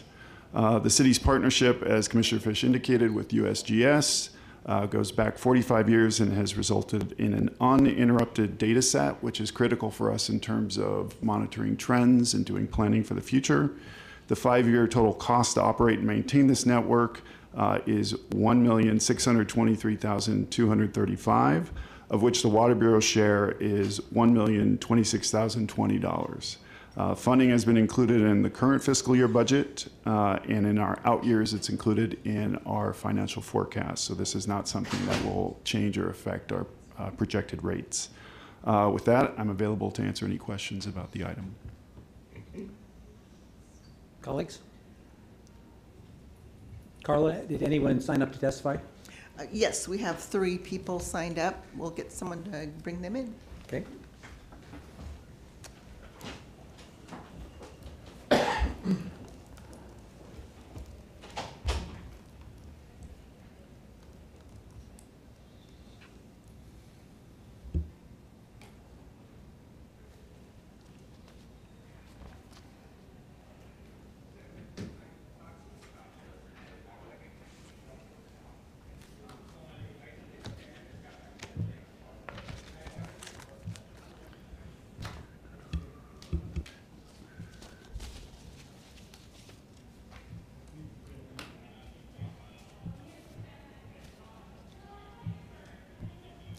Can we recess, Carla, until they come in?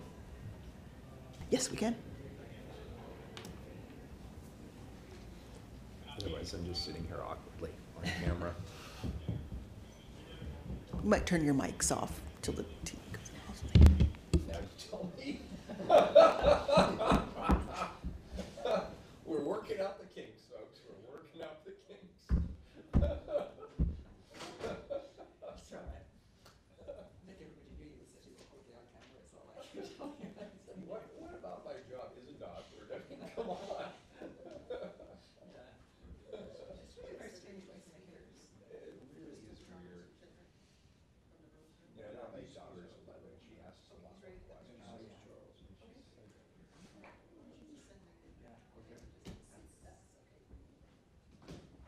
looks like they're out there ready to go. Are we ready? Yeah, we have Charles Bridge Crane and Shedrick J. Wilkins. Very good. Coming in.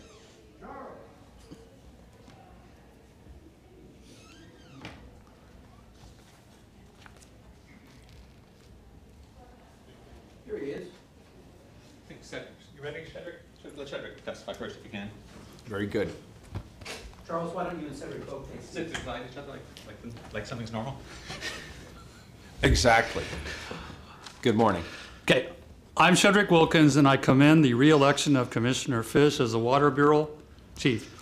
In January and in June after the election, I went to pub meeting in this building, especially June, and asked them, do you have any problem or has there been any complaints of us dipping into the Columbia River wells of the 20, and the answer, and I talked at the testimony, no. So if in the future, the city of Portland continues to dip into the wells from time to time to get water, I don't hear any complaints about it. So I support Commissioner Fish.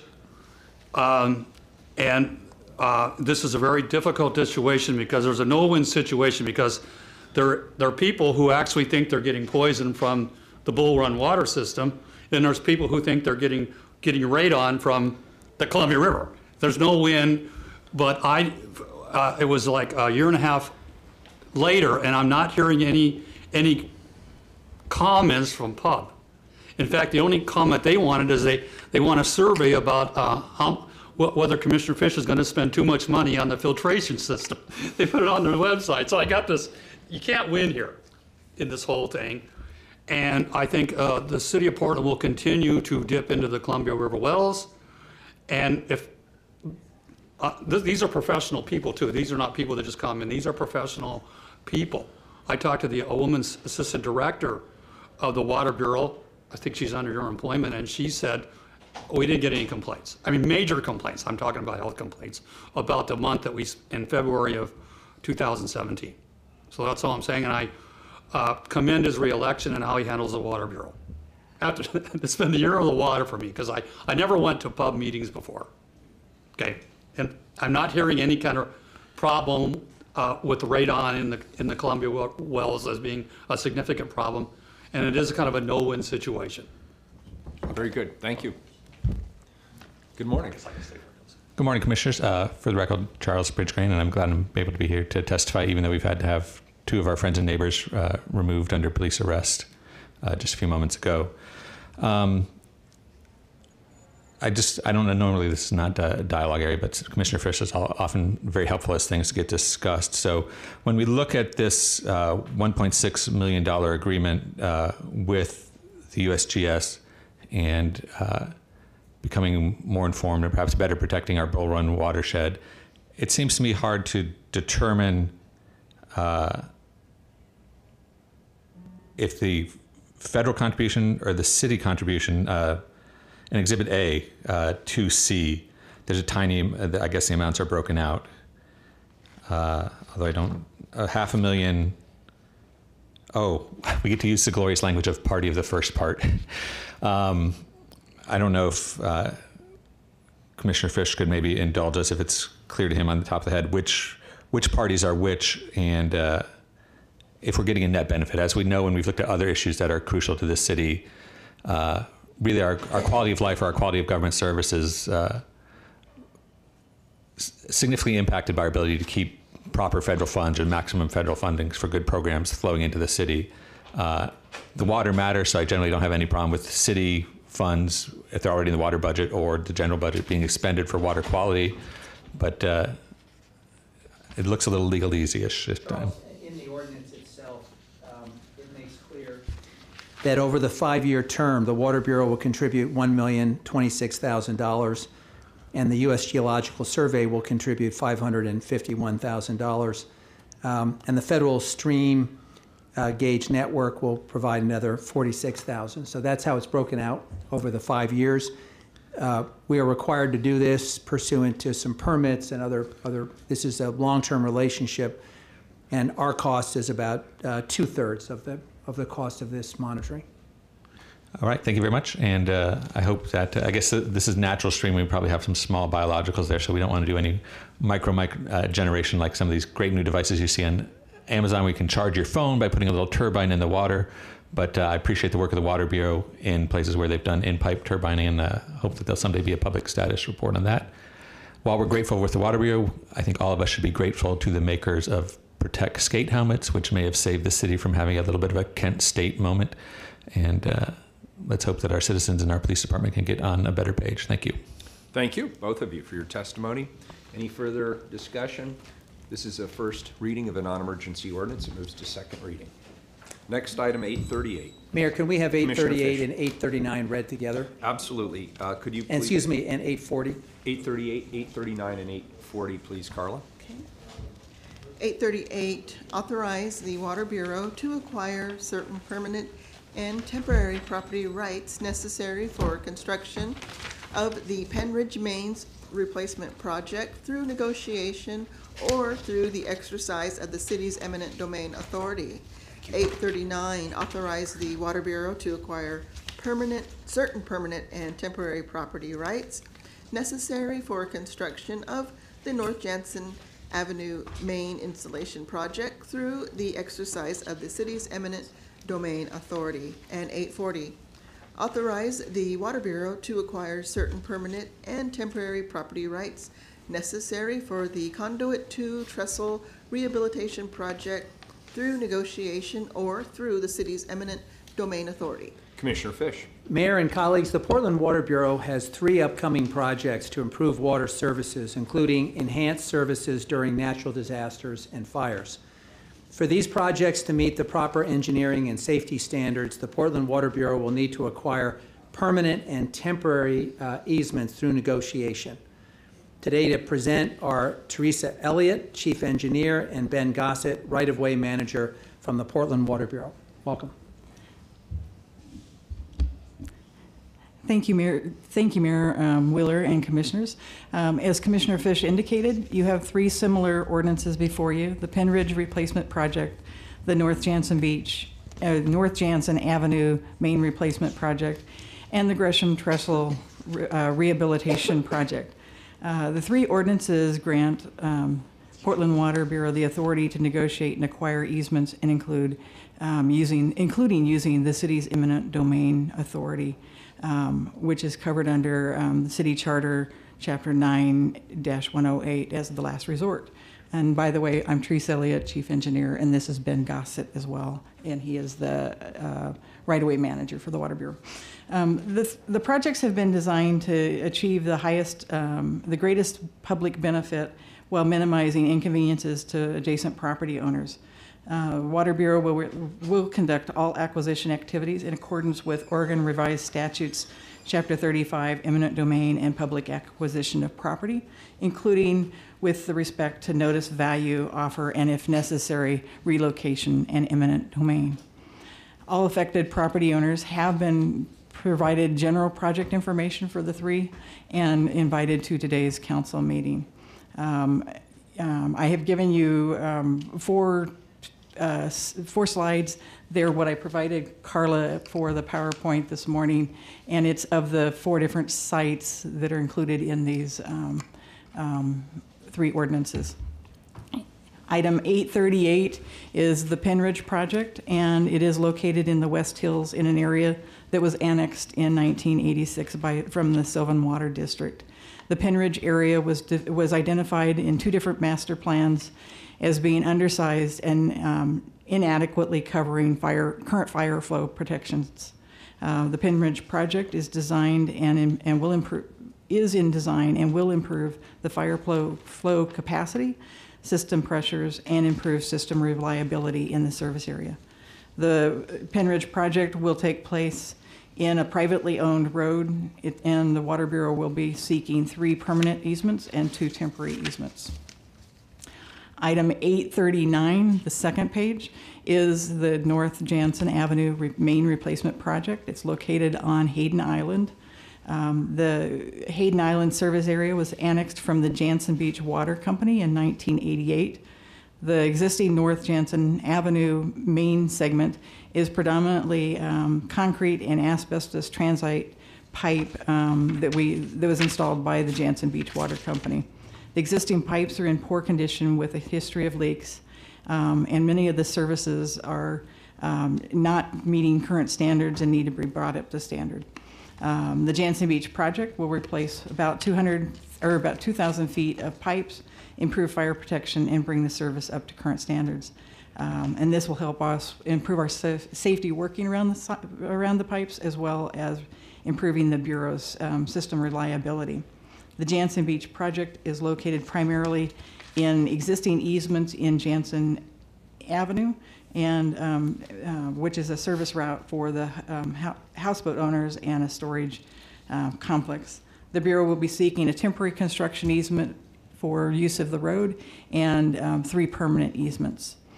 Item 840, which is the last 2 pages, consists of 2 different locations, the Bear Creek Trestle and the El Camino Trestle. Both of them are located within the city limits of Gresham. The trestle projects have 3 permanent easements and 2 construction easements that we will be seeking. The conduit trestles will replace existing trestles to reduce our risk during damages from seismic and flooding events. The Beaver Creek trestle is the Bureau's largest trestle. It's over 120 feet in length. It has limited access in a wooded area with a wide floodplain.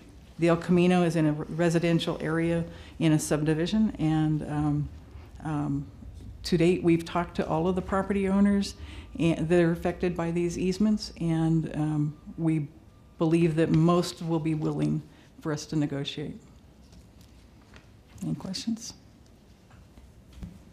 Commissioner Fritz. I'm interested, thank you for the presentation, it's very clear. Interested in the ones in Gresham. I'm kind of surprised that the City of Portland gets to do eminent domain over somebody else's area. So can you tell me about that? Certainly. We have easements that run through Gresham that date back from the late 1800s. I have worked with the city attorney's office and confirmed that, in fact, for this public purpose, we do have the right of eminent domain to acquire these easements. And we've been in contact with those property owners in... We have. And I see note that there was one property owner who's concerned. Are they able to be here, or have they been able to resolve the concerns? I don't believe that they are here today. My office has been in touch with those owners, and my understanding as of this morning is that they don't have any concerns. Okay. I hope that's the case, because it certainly was not a very hospitable environment as being city council chambers. And so agreed. I'm sure you'll be working with them to make sure that absolutely concerns are addressed. Thank you. Very good. I have just a question, Teresa. Once we give you this authority, what's the timeline for attempting to negotiate a willing buyer, willing seller relationship on an easement before you would ever use the hammer of eminent domain? Commissioner, I'm going to let Ben answer that, since he will be the person doing the negotiation. Commissioner, ORS 35 requires a minimum period of 40 days to negotiate. We have built into our schedule about twice that.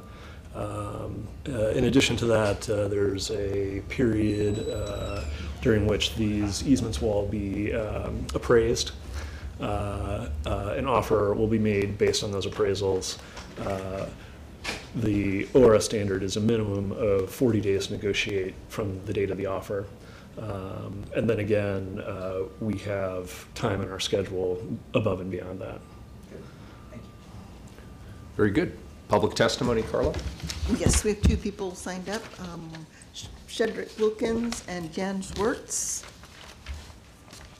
Very good. Come on up.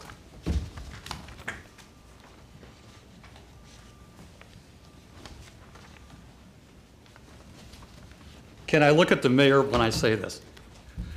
I just said that there's nothing wrong with our water after talking to Pub. And I think one time you said that you trust Commissioner Fish in the water issues. I also said it was kind of a no-win situation about drinking Columbia River water versus Willamette River water. Recently, you are also being involved with a lot of no-win situations. okay? And I commend you. I do not advocate that you resign. You know, I don't know if you want the stress of being reelected, but certainly don't resign. And I feel that you have said the right thing. And after looking at the water, you know, dipping into the Columbia, there was no problem with that. And you said one time you support Commissioner Fish running the Water Bureau.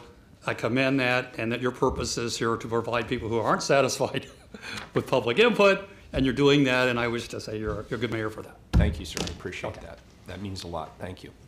Good morning. Hi. I'm Jan Swerts, currently the president of the Jansen Beach Mortgage. We're representing 177 homes there.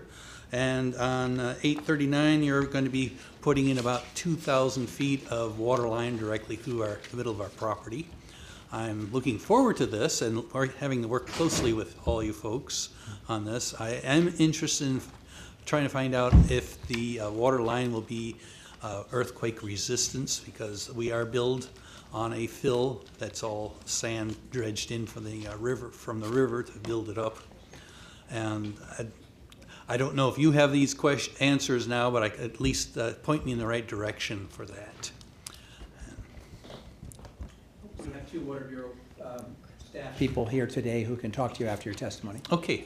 Thank you for taking the time to come in. Other than that, we look forward to getting this done because it's been postponed for many years. Yes, sir. Thank you for coming in. Great shirt. Thanks. Thank you. All right, so 837 is a first reading of a non-emergency ordinance. It moves to second reading. 838 is a first reading of a non-emergency ordinance. It also moves to second reading. We're 838. I'm sorry, I got that wrong. Yeah, retract that. 838 is a first reading of a non-emergency ordinance. It moves to second reading. 839 is a first reading of a non-emergency ordinance. It moves to second reading. 840 is the first reading of a non-emergency ordinance. It also moves to second reading. So back to the consent agenda, we had two items pulled. Item 823. Authorize cooperative agreement with Portland General Electric and Portland State University to develop the Prep Hub pilot project to prepare for an emergency or natural disaster in an amount not to exceed $90,000. 2 minutes for public testimony, please. Who pulled this? This was pulled by Edith Gillis. Very good. Is she here? I believe she is down in the Lovejoy. She's very good. Take a recess till she gets here.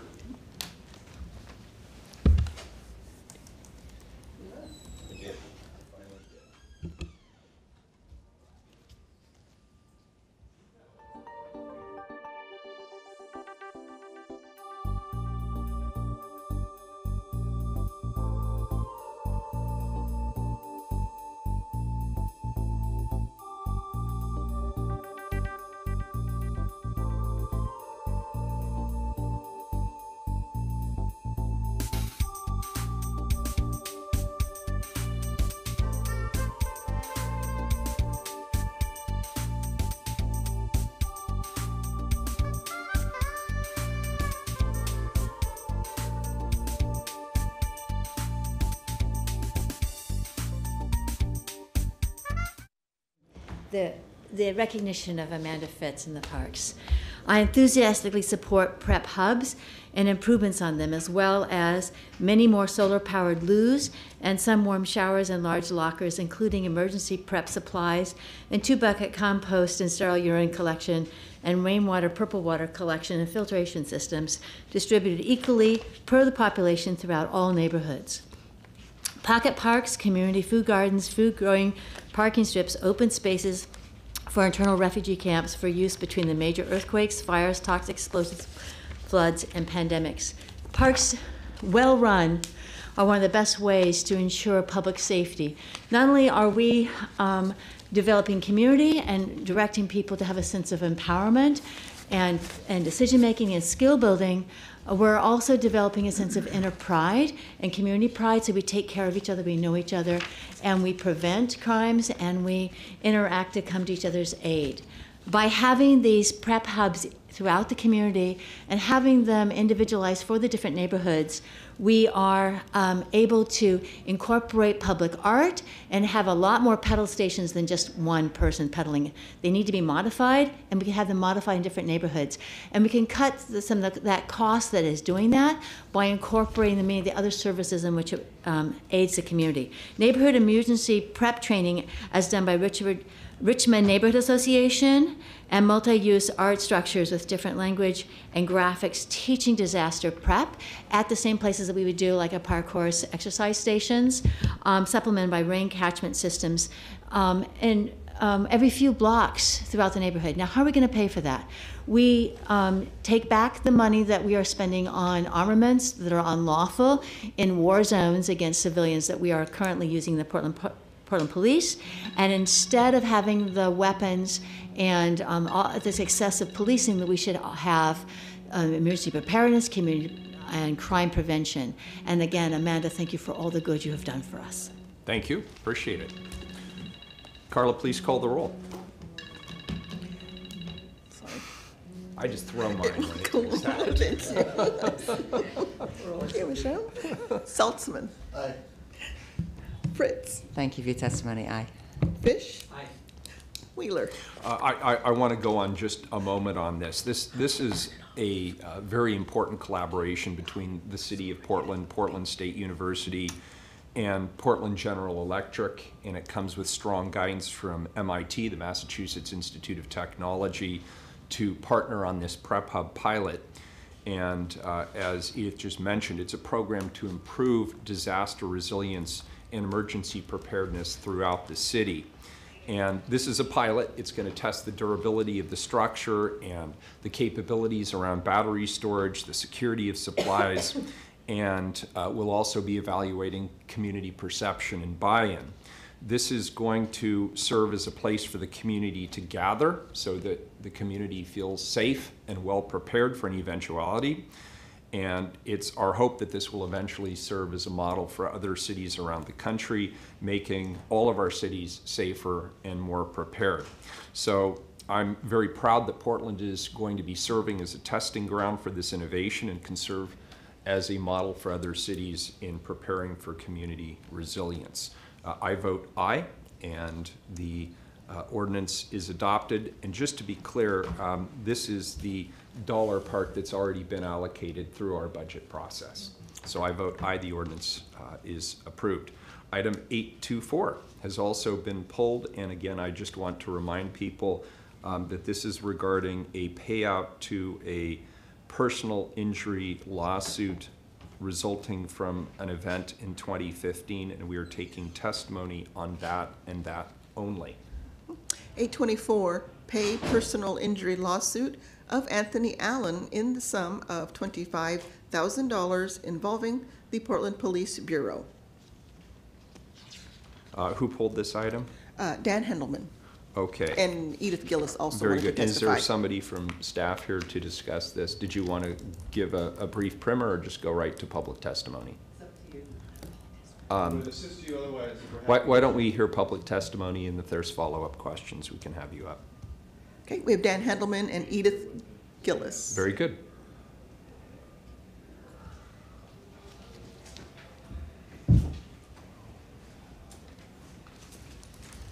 Since there's only two, I'll extend the testimony to 3 minutes, please. Morning, Mayor and City Council members. I'm Dan Handelman with Portland Cop Watch. First thing I want to say about this agenda item is that this should be on the regular agenda, that this is a matter of misconduct. There have been other lawsuit settlements about police recently. Most of them have been about car crashes. Those don't necessarily need discussion in front of the full City Council, but this one I think should have already been scheduled for regular testimony. As a result, there may be other people who want to testify who don't know this item's being discussed right now.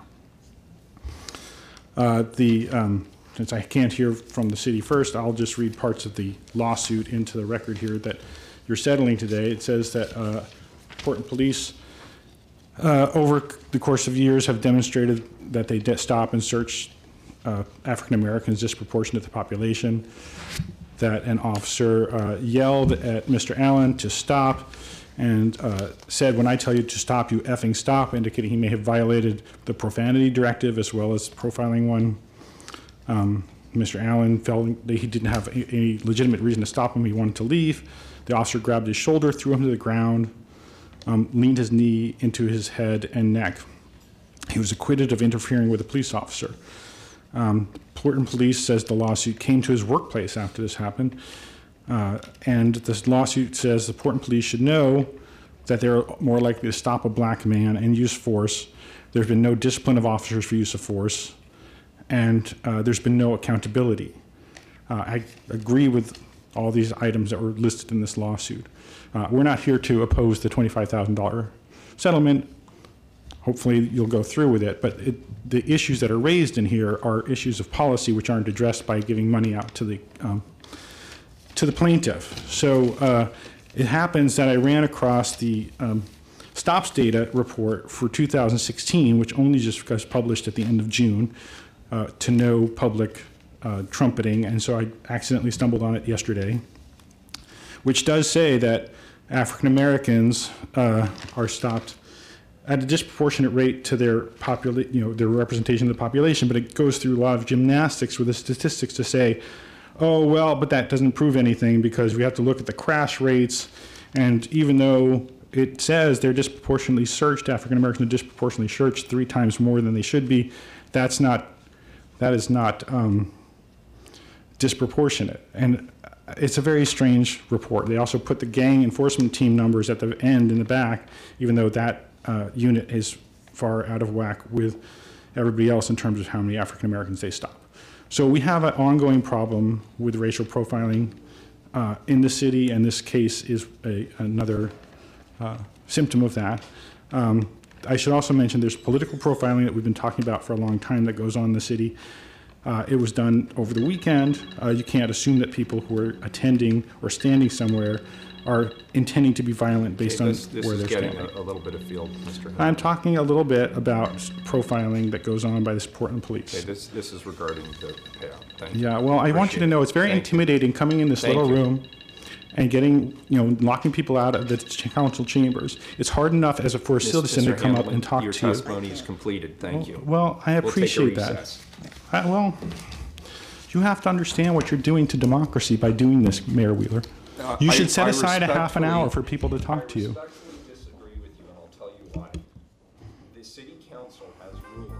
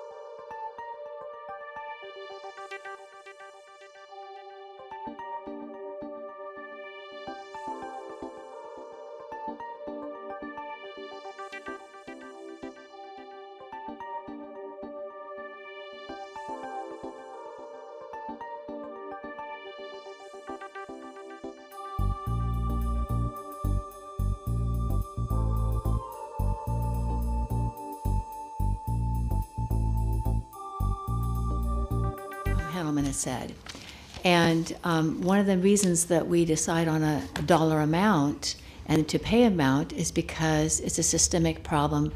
We have public policy and police practices of racial profiling, poverty profiling, and political profiling.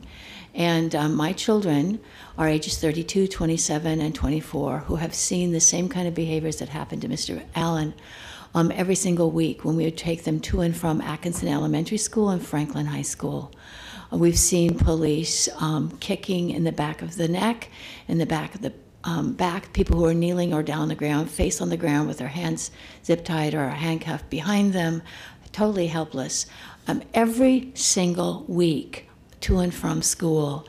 And every single protest I've been at for the last 36 years, at the end of them, and you'll see when Patriot Prayer terrorists come to town the half hour before their permit is done, the police make false accusations and violently attack the crowds so that the terrorists can go around. This to the payout So what I'm question. saying is I think they deserve more than this because it is a policy that's consistently going on, and that I would like us to have a pie chart available to folks seeing how much money is being spent on these police payouts for police misconduct, and we need to take the money away from weapons and just fire these folks that are doing what they did to Mr. Allen, and instead have mental health support and services and other ways, as Amanda Fritz has been doing with the Parks Department, because this amount of money actually is less than it should be paid to them because of the ongoing problems our city has been guilty of. Thank you. Appreciate your testimony. Carla, please call the roll. Saltzman. Aye. Fritz. Well, I agree. It's very intimidating to be faced with a lot of shouting people, and it does shut down the public testimony of people who came to speak their truth. I appreciated what we had in citizen testimony this morning. We did make an exception a couple of weeks ago and had scheduled a special session to listen. And this is an accessible council, except when protesters make it inaccessible for everybody, and that's really unfortunate. That I agree that we do have things that we need to work on, and the mayor agrees with that too, and is doing so. So I hope that we have learned from what happened in this incident, and that we are working on making sure that it doesn't happen again. And I hope Mr. Allen is doing fine. Aye. Fish. Aye. Wheeler. Well, this is an issue that I had to educate myself on. This happened before I was here. This happened before Chief Outlaw was here. And having reviewed the facts of this case and understanding that this is a voluntary agreement that the family has agreed to, I support it. I vote aye. The ordinance is adopted, and we are adjourned.